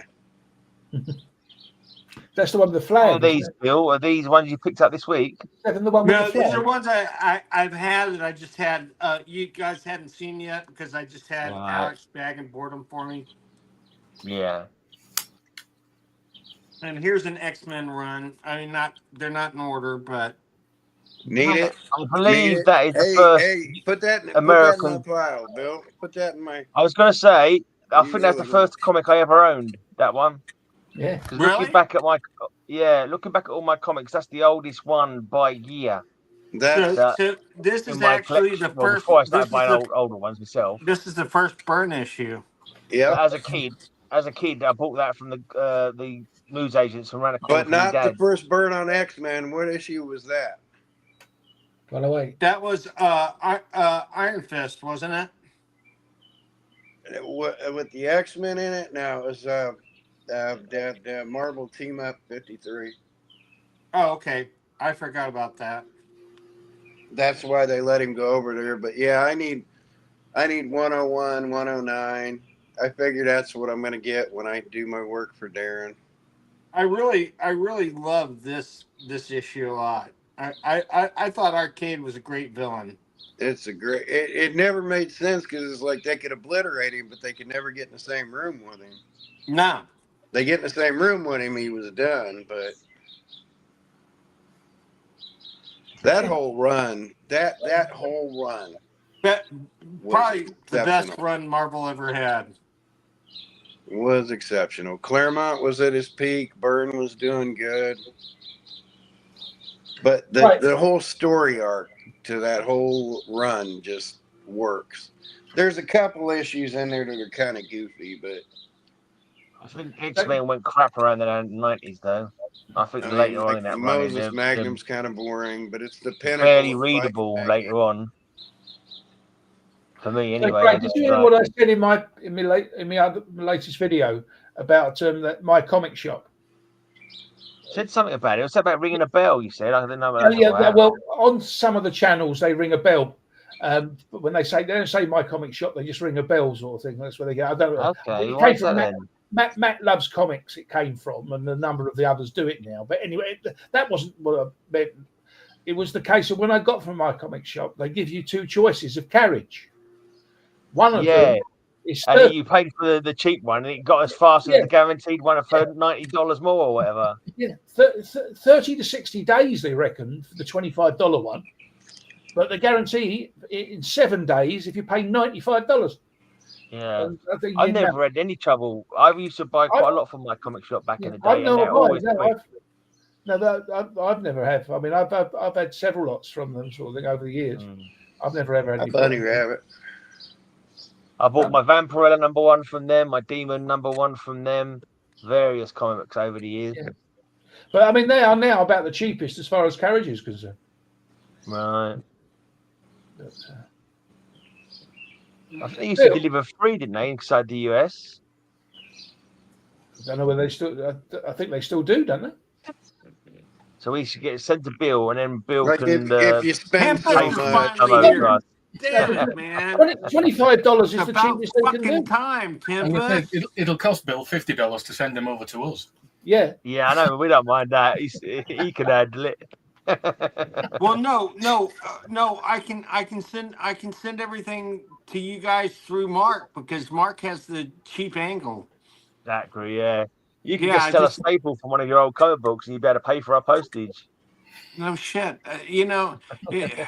Don't even get me started.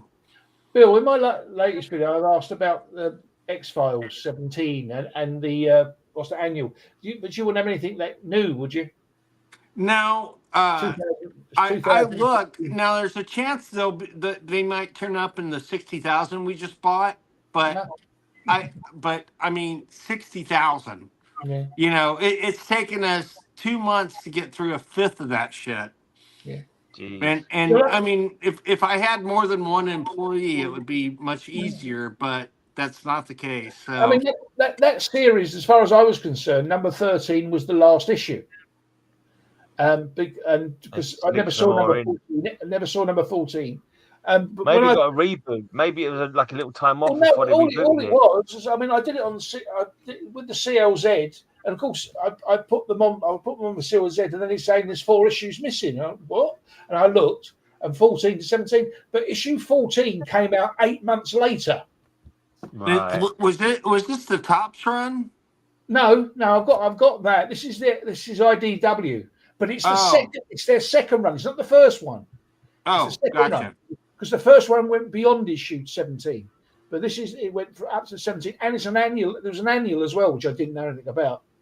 But it started in 2016, so it's only not like 9 years old. But as I say, this CLZ's costing me a bloody fortune because of a budget in it. Hey, but you need this. It's like those ones I showed, those fables. As far as I was concerned, I've done that a few times. I've done it a few times. I think I've got a whole run, and I find out I don't later on. I thought I had the whole Quasar run, and then I found out I had like 7 issues I hadn't got, and I'm like, huh? And the same thing's happened with the Guy Gardner series. I thought I had the whole of that, and it turns out I'm missing, I don't know, 5 or 6 at the end of the run. And I'm like, how the hell did I manage that? But no, that Fables originally, that Wolf Amongst Us was advertised as a 6-issue miniseries. Yeah. So I got the 6 issues and never thought any more of it. And there was another bloody 9 issues afterwards. So what came first, the game of that, or because there was a game from the Fables series? I think that's the same title, I think.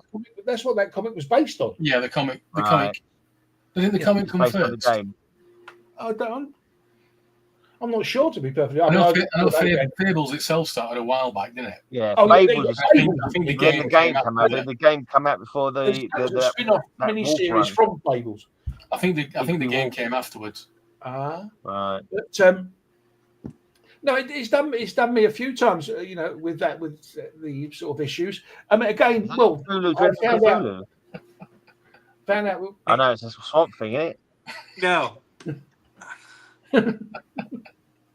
It's got one glowing iron when you smack it, but this is the smog monster.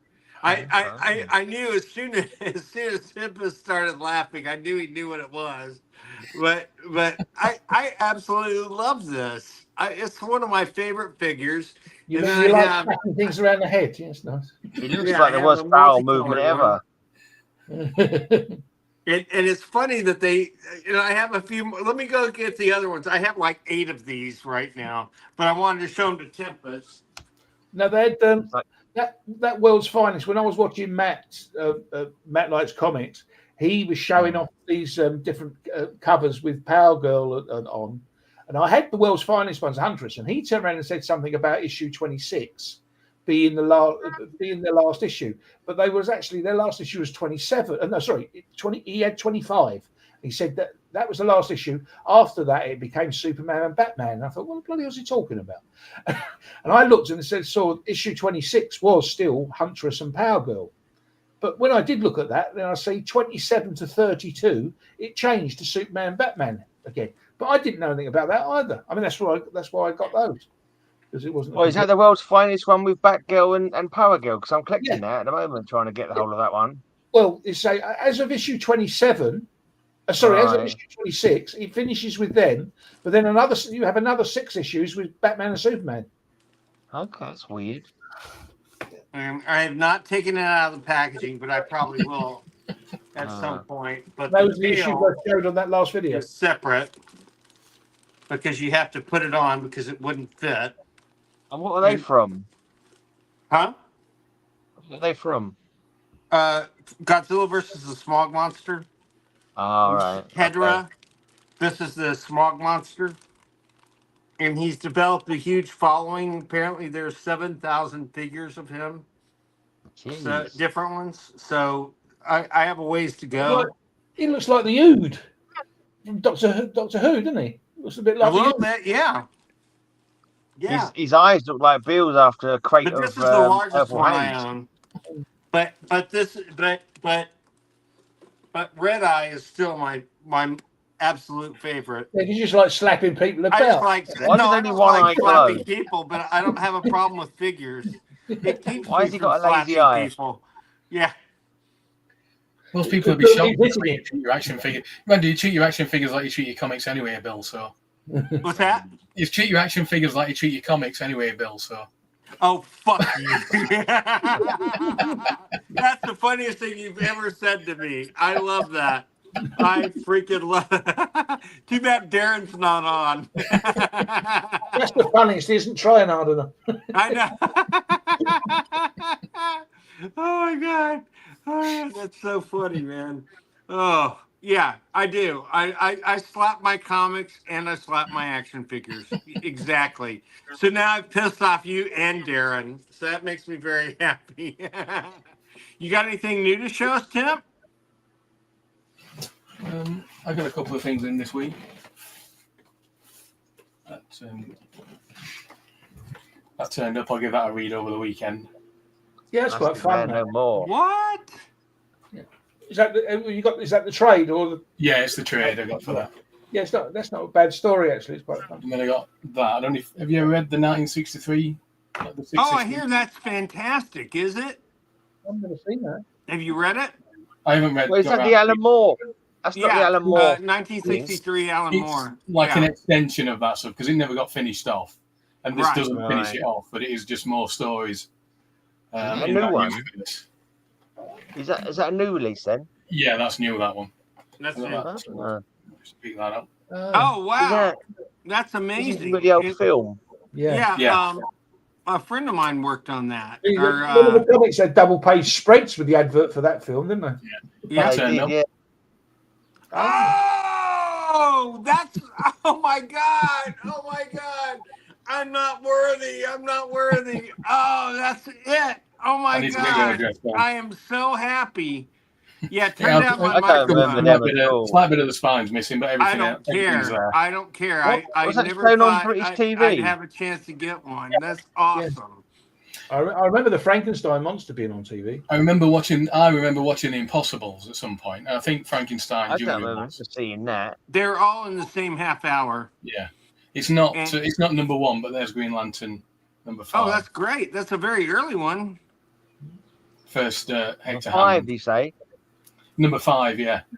Oh, that's very early. It's not number 1 though, Gray. No. Can't all be me. I'm not a one-ophobe or whatever the opposite of phobe is. The only person who can what? I missed that. Save creatures from outer space. The only person who can Outer Limits. Have you ever watched the original? Have you ever watched all the originals? Oh, that's nice. I love that. I fucking love that. Is that British or Australian? It's British. It's Al Miller. That stuff. Yeah. You know what that is? That's Hoppy the Marvel Bunny. Yeah. Another one of them. Those are Did you great. guys watch the latest part of the Alan Class interview on Suddenly Comics? No. Yeah. I need to. Oh, that's awesome. It's only like 7 I didn't know they made those. That's awesome. Yeah, he tells the infamous Fantastic Four #1 story. It's, it's only about 7 minutes long, so it's a quick one. So Tempest, do you know that that the rights were bought from Space Family Robinson to create Lost in Space? It wasn't the other way around. All right. Yeah. So Space Family Robinson had been around for, you know the answer to this, Kyle, what, 2 or 3 years? by the time the series started. Yeah. Something like that. And Yeah. so they were going to call it Space Family Robinson. And someone, I don't know whose brilliant idea, and I mean that sarcastically, but they go, no, let's call it Lost in Space. Well, I think they were worried they'd get sued by Disney because they were still putting out stuff with Swiss Family Robinson. But yeah. So the comic, that's one of the earliest comic book to TV adaptations other than Superman, which a lot of people don't know. So, hey, another fun fact from me, Bill Field. But yeah, but no, I was probably in my 30s before I finally figured out that that's what happened. But that's why that's why they changed the name to Lost in Space once the TV series came out to try to cash in. But there was no Lost in Space comic for the TV comic book until what, the late 80s, early 90s, Kyle? At Innovation. Lost in Space, Innovation, yeah, Innovation. Yeah. Yeah, because it was just Space Family Robinson stuff, weren't it? That was Space Family Robinson were the comics that were coming out at the time. Yeah, that was Gold Yeah, Key. where basically Penny and Will were twins, Tim and Tam, I think, or something like that, right, Kyle? Something like that. Something like that, yeah. So crazy, but those are great, and I didn't know they had British annuals. That makes well, you know, a lot of the Gold Key stuff. So Whitman had a British company, or owned a British company, from what I understand, that put out all the annuals, and that's why you have the Impossibles annual and the Space Family Robinson, because those were Whitman comic or Gold Key over here in the States. And so, if that made sense, please let me know. But yeah. Yeah, a little bit of sense. We'll send you a stamped addressed envelope. Yeah. Now we're talking no prize, where there's nothing inside. Yeah. You know, that's your prize. It's a no prize. If I had the energy, I'd go upstairs and dig out my first 2 Whitman comics from 1922. Holy crap. What were they? That's old. Mr. and Mrs. and something else. I can't remember. Not based on the game show. I was just thinking the same thing, Tim. Oh, there's a game show over there called Mr. and Mrs. Presented by Derek Beatty. I have Mr. and Mrs. Love one another. Oh, that's all in the watch, Tim. Hey, Tempest, can you stand up real quick? I want to see your T-shirt. Oh, it's This Island Earth? That's awesome. Oh, I love that. That's awesome. Thank you, man. I was going to ask you, Tempest, you spoke about Terry Nutkin when we talked about Johnny Morris. I something in the back of my mind, something about that story, but what was it? I can't remember, but I'm pretty sure they did have a falling out, didn't they, at some point? Was that, I don't know whether it was before or after Terry got his finger bitten off by an otter. Wait, what? Is that? It might well have been Johnny's fault. I don't know. Lucky you weren't here. The gorillas was getting pummeled by them gorillas. He took an absolute hammering. So Terry, what did you think of the latest episode of Doctor Who? Me, I don't watch it. Yeah, I watched it.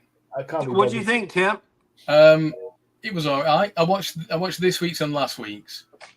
Oh, well, what did you think of last week's? It was all right. Here's the thing.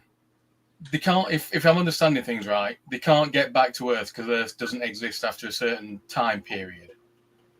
Right. I think that's right. So he's built this thing called a Vindicator that he's using to help find where Earth's gone. Except, for some bizarre reason, it's shaped like a guitar. And at some point, he's gonna play that guitar, isn't he? No doubt help save 100%. Yeah, I thought the same thing. Well, he's by playing his oldie brain for that one, isn't it? But what is it shaped like a guitar? what did you guys think of the animated episode? Did you like it? I loved it. That Yeah, we initial spoke about it on last week. It was all right.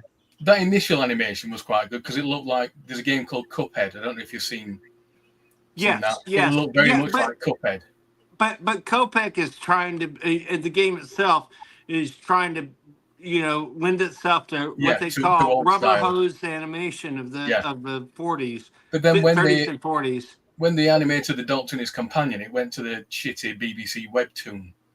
Oh my God! Please, I don't know whether there was a particular reason for that or. I have to tell you, I was so disappointed. I mean, I love hearing the original audio, so that's a redeeming factor. But I hated seeing that first Dalek storyline with or the first right when the first Doctor transitioned into the second Doctor. The artwork was good. The look of the characters was good, but they walked like this. It was just the worst motion I've ever seen. And after that I understood why so many Brits hate those fucking reanimated episodes. Cheap old BBC, innit? Yeah. And they're kind of working with Disney now. Don't you think they could get better? No, because Disney doesn't want to do that shit because they don't have. It's too little of a budget, I'm sure. But pardon me for cussing so much, but this stuff really pisses me off.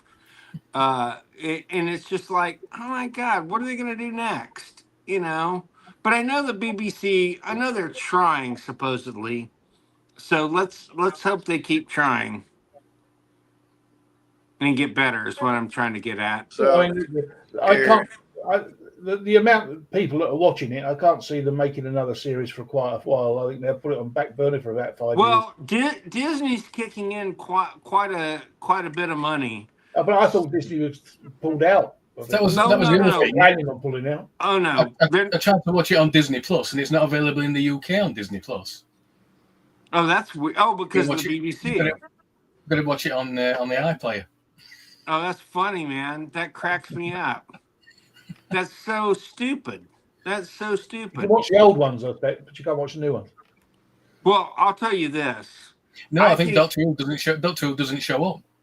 I think the best ones. I think the best ones are the original ones. I really do. I don't care if they're cheesy looking or whatever, but the first 8 Doctors or first 7, well, the 8 you can throw the 8 in too because it's just the one TV movie. But the first 8 Doctors are the ones that mean more to me. And I feel like the newer Doctors are all trying too hard.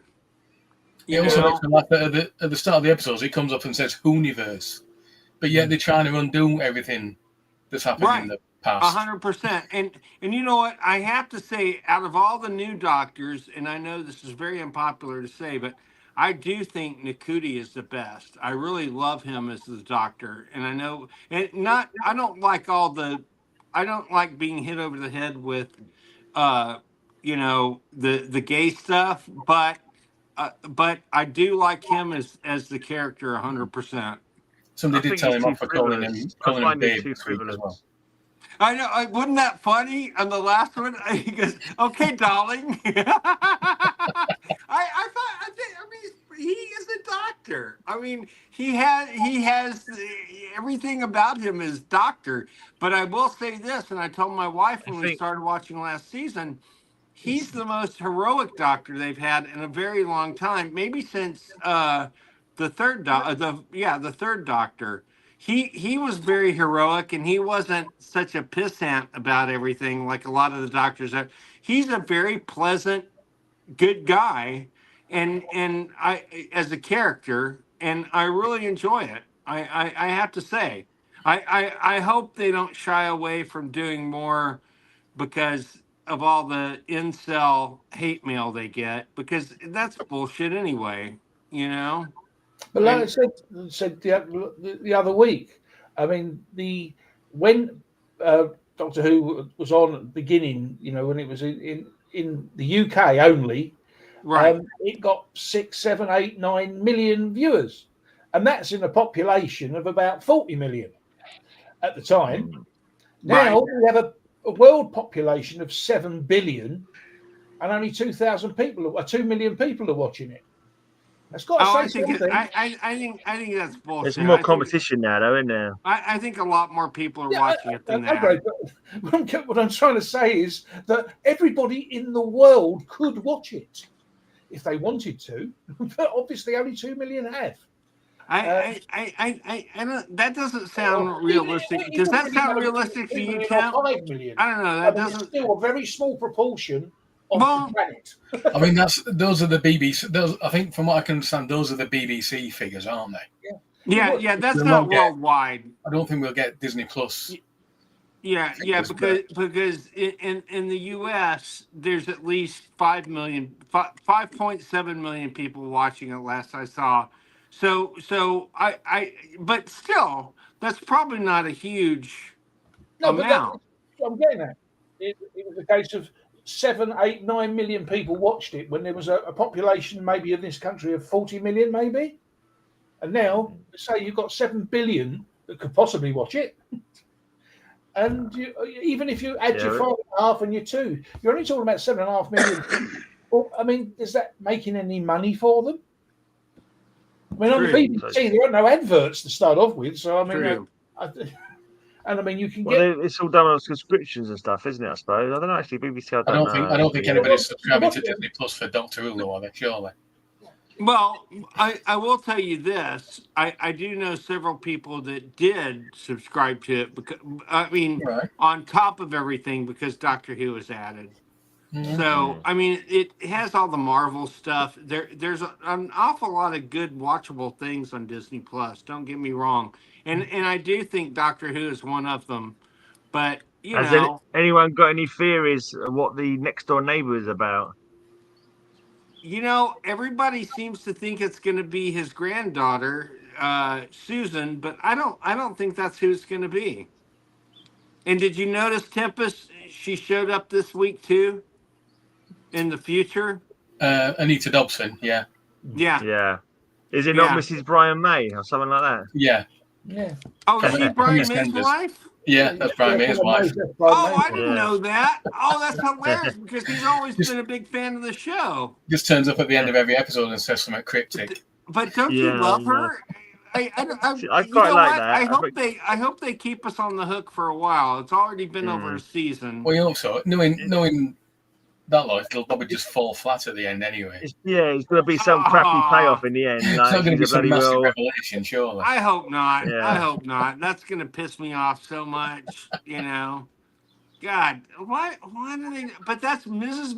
Brian. That makes me happy, man. We've got a show over here called EastEnders. And she was on there for years, right? Yeah, I knew about that, but I forgot all about her until Tempest brought it up right now. I always watched my father when he used to watch it, and he always used to say about her she couldn't act her way out of a paper bag. That's what's going to happen at the end of Doctor Who. It's going to be Dirty Den turns up and he comes back. If you can have Leslie Grantham in an episode, that'll be awesome. Yeah. You know what could happen? She could wind up being another Doctor. She'll be the first Doctor. Probably. She'll be the first Doctor before the other first Doctor. Right. Yeah, of course, with the new thing, the first Doctor was a coloured woman. Yeah. Well, no, but she's the one before her. Oops, hey, she's the one before her. I got to check out. All right, mate. We're going to finish up anyway. Really.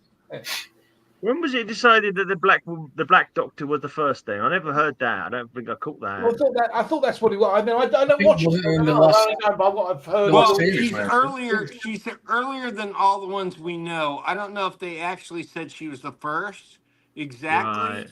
But she came before. It's been intimated, right? But that's when it's been suggested she came before Hartnell, hasn't it? Right. So how comes no one remembered her then? Like, how comes no one knew her? Don't they have memories of the previous? People just try and shove something in, don't they? And hope that people won't care about it. By saying they could only come back 13 times. They wrote themselves. Then you got the War Doctor as well. So they So they That's true. decided that's a lot of rubbish completely, and it was millions of doctors going back millions of years. Still, is there currently 2 doctors still doing around? Because Tennant came back for a bit, didn't he? And he didn't disappear again, did he? Still having tea in the garden, I expect. He's still a separate entity, isn't he, from the Doctor now? Yeah, so is that going to come back in the future? Maybe, but they seem to have forgotten all about that at the moment.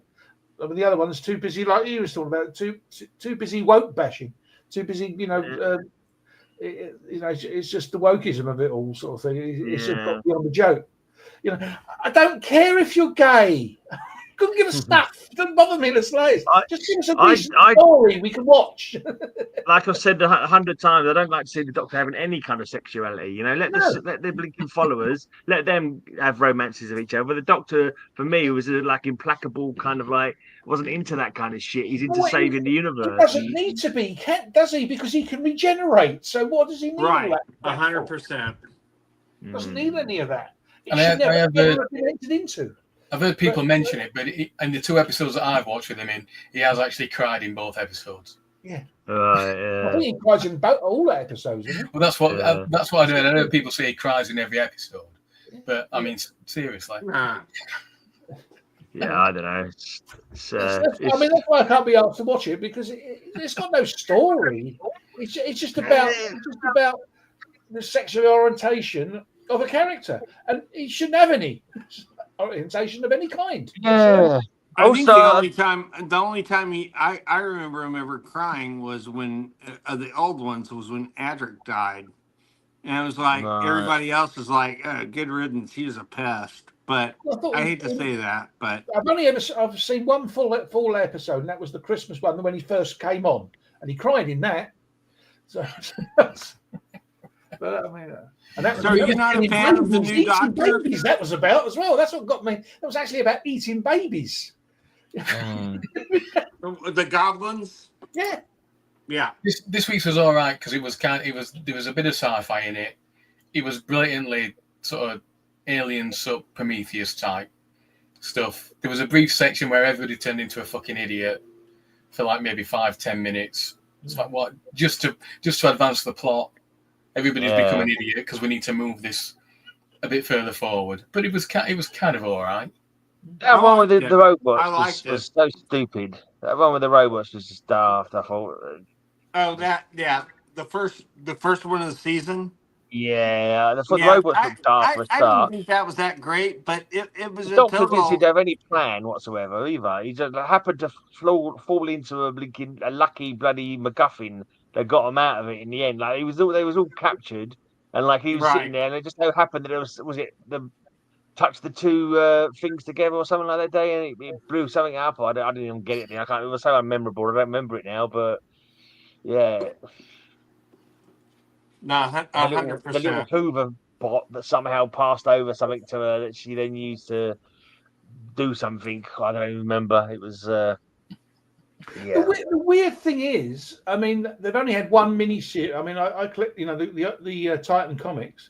They've only had one mini-series with him in so far, and it was 5 issues, and it was a very good story. And I don't remember sex being mentioned in it once. But is it written by somebody completely different to who writes the TV series? Yeah, exactly. Yeah, that's all it needs. That's all it needs. Do you remember that one where he stood on the mine? That story would have made a good episode. Do you remember the one where he was stood on a mine? I thought that really annoyed me. So I don't think he tried to use his sonic screwdriver on it. I'm thinking, why didn't you use a sonic screwdriver? His sonic screwdriver looks like something made out of Meccano now, doesn't it? It's a disc now, and it's like a little circle. A weird guy.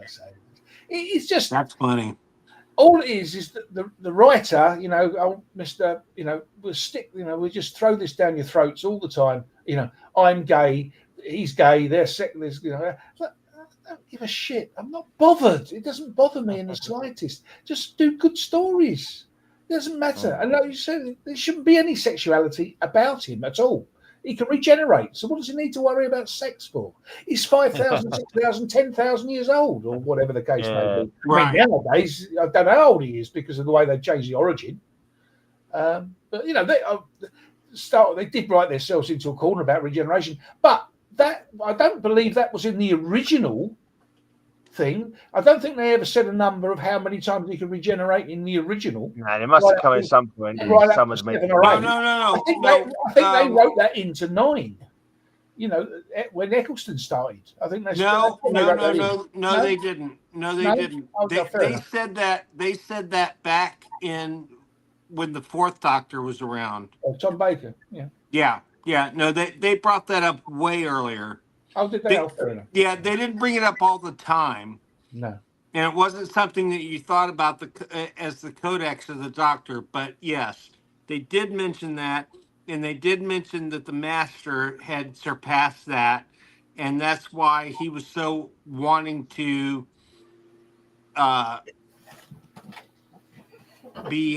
possess the Doctor at one point. Very weird, but yeah.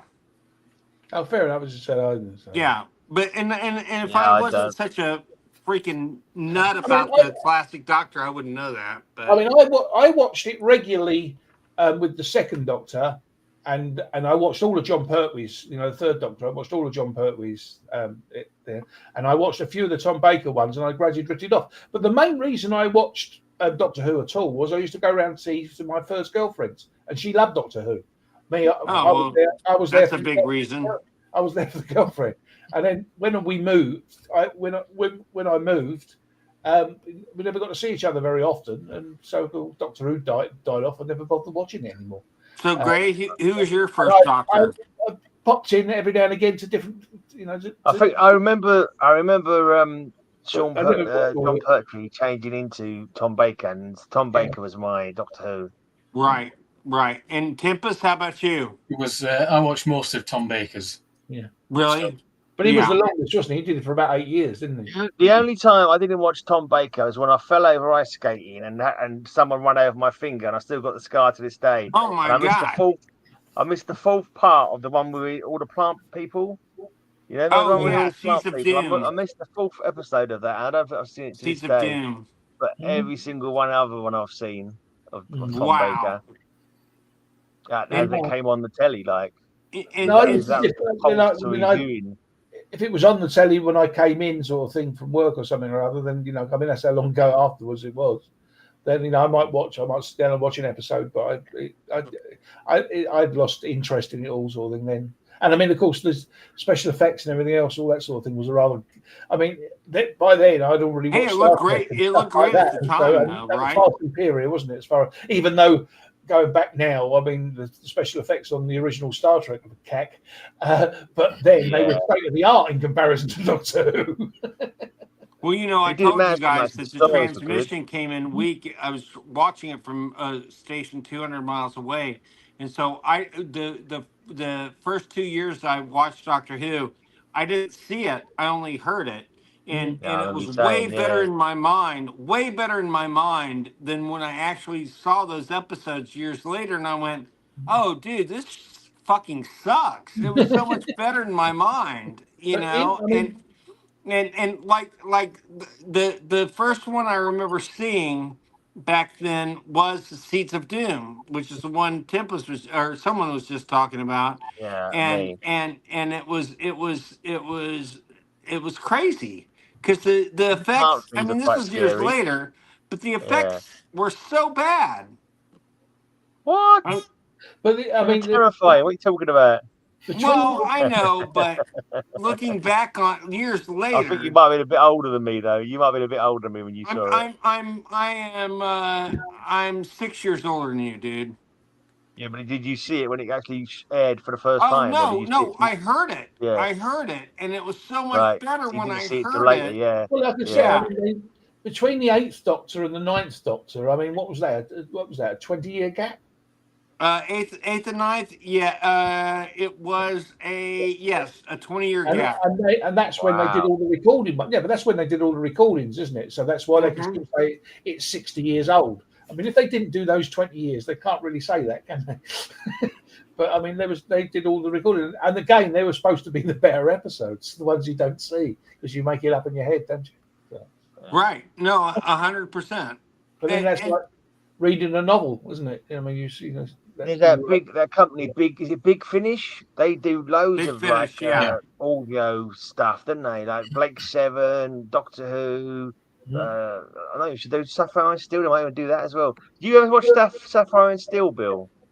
Yeah. Oh, yeah. It's on Amazon right now, and yeah, that still holds up to this day. I think Sapphire. It's still very creepy. I think for the most part it does, but it also plays like Doctor Who quite a bit. Yeah, but much creepier. I think even as an adult, I watched it again a few years ago. And I super fucking creepy. Still got an eerie bloody thing about it. No, I remember as a kid, the people being trapped inside the photographs. They being trapped inside. Oh yeah, it was super creepy. Like, that gives me chills thinking about it even today because I watched it as a kid. And there's an ITV retro channel that started up on YouTube, and they're showing Thunderbirds, Sapphire and Steel. I think there's an episode of Stingray went up in the last couple of days. Okay, I have to ask you guys this because we've never really discussed it. Well, maybe we have. I don't think we have, but maybe we have. What's your favorite Jerry Anderson series? Thunderbirds. Tempest? I think Captain Scarlet. Me too. But I thought it was so great. I've got a sneaky suspicion, simply because I can still remember the theme tune to this day, that my favourite is Joe 90. I like Joe 90. A lot of people give it shit, but I liked it. I thought it was cool. I like Joe 90 a lot, actually. I mean, is it really a bad Jerry Anderson? Really. It's funny you say it because they're all entertaining. I never saw Secret Service though. Did you guys? I've seen some Secret Service, yeah. I've never seen one, and I've always wanted to. But it looked like the most boring one to me. But Scotty Wright, on Scotty Wright's channel, he was doing something about a particular writer that wrote Torchy. And I mean, the female Torchy, there's that. But it got me thinking the nearest to it got a Torchy was Torchy the Battery Boy, and that was Jerry Anderson's second thing. What was the first? Seeing that. Was it the water one? Third one was Four Feather Falls. Four Feather Falls. I can't think of what the first one was now. I didn't look. Is there an outer space one that was his first? No, I thought it was Stingray. I thought Stingray was his first. No, Stingray was way later. Which is black and white, isn't it? Supercar was before Stingray, wasn't it? Stingray was before Thunderbird. Shut up, for fuck's sake. Yeah, I mean, I'm sorry if you can hear I'm sorry if you can hear my part on the farting. She's fucking blowing off like a good one here. She's terrible. Well, thanks for sharing that. We haven't heard it until you said that, but thank you, Gray. Oh, well, I was surprised you couldn't hear it, mate. So there you go. Yeah, I'd fart too if I had to lay next to you. But, you know. But, well, guys. I'm going to look it up. I'm gonna have to take off. I have to take care of a couple errands, but I wanted to tell you guys. And Tempest, thank you for coming, dude. Glad to see you as usual. Yeah, same here. We'll talk soon. Terry, see you, buddy. Apparently, his first thing was the Adventures of Twizzle. That's it, Twizzle. That's it. Yeah, Twizzle. Yeah, I don't remember that one. A fun day. The Battery Boy, then Four Feather Falls, Twizzle was the first. And they wanted, according to Wikipedia, they wanted him to make more Battery Boy, Torchy Battery Boy, but Captain Scarlet was the best. Instead. I don't recall any of them early Captain ones. Scarlet scared the crap out of me as a 7-year-old. What, I mean, the flashlight or the lights going over, man, that was great. Just the start when he gets machine gunned. Yeah. I love that. And I've never seen that. I've never even heard of it. So you got Torchy, then you got Stingray. Yeah. And then Thunderbirds. No, it was Super Cool. Stingray. I'm reading it out here. You want to Adventures of Twizzle, then Torchy, then Four Feather Falls, then Supercar, then Fireball XL5. Right. Then Thunderbirds. Then Thunderbirds. And then Captain Scarlet. Then we had Stingray, Captain Scarlet, the Mysterions, and Joe 90. Yep. You got it. Then they started doing Then they started doing real people ones, didn't they? UFO. Yeah, but UFO, they seemed like they were puppets. The way he directed them or something. I mean, it was great. Don't get me wrong. And there was one with Robert Vaughn, which I can't remember what that one was. There were right in between UFO and Space 1999. There's the Protectors and the Investigators. Yeah, was that any good? Protectors, what with Tony? You're thinking of Roger Moore and Tony Curtis. I'm thinking of, aren't I? Yeah, that's not them. That's not the same one. The Persuaders, when it was the Persuaders with Roger Moore. Yeah. The Protectors with Robert Vaughn. Yeah. Because Secret Service had Stanley Unwin in, didn't it? So I don't know what anybody in America would make of Stanley Unwin. I've never seen Secret Service. Yeah, exactly. He invented his own language. That was good. Well, guys, have a good one. I'll see you next week. See you later. Bye, fellas. Yeah. See you later, mate. See you later. Are you not do one called Space Precinct or something like that? I think it was Space Precinct. Yeah, there was a Space Precinct. I don't know whether it was I didn't know it was Jerry Anderson though. That was live action, wasn't it? Yeah, that was that. Yeah, I think they had that on BBC Two at one point. Yeah. Yeah, for some reason I thought it had something to do with him, but I can't see it up here.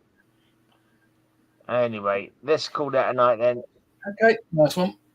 We'll see you later. Please for coming, guys. See you next week. Bye. Bye. Bye.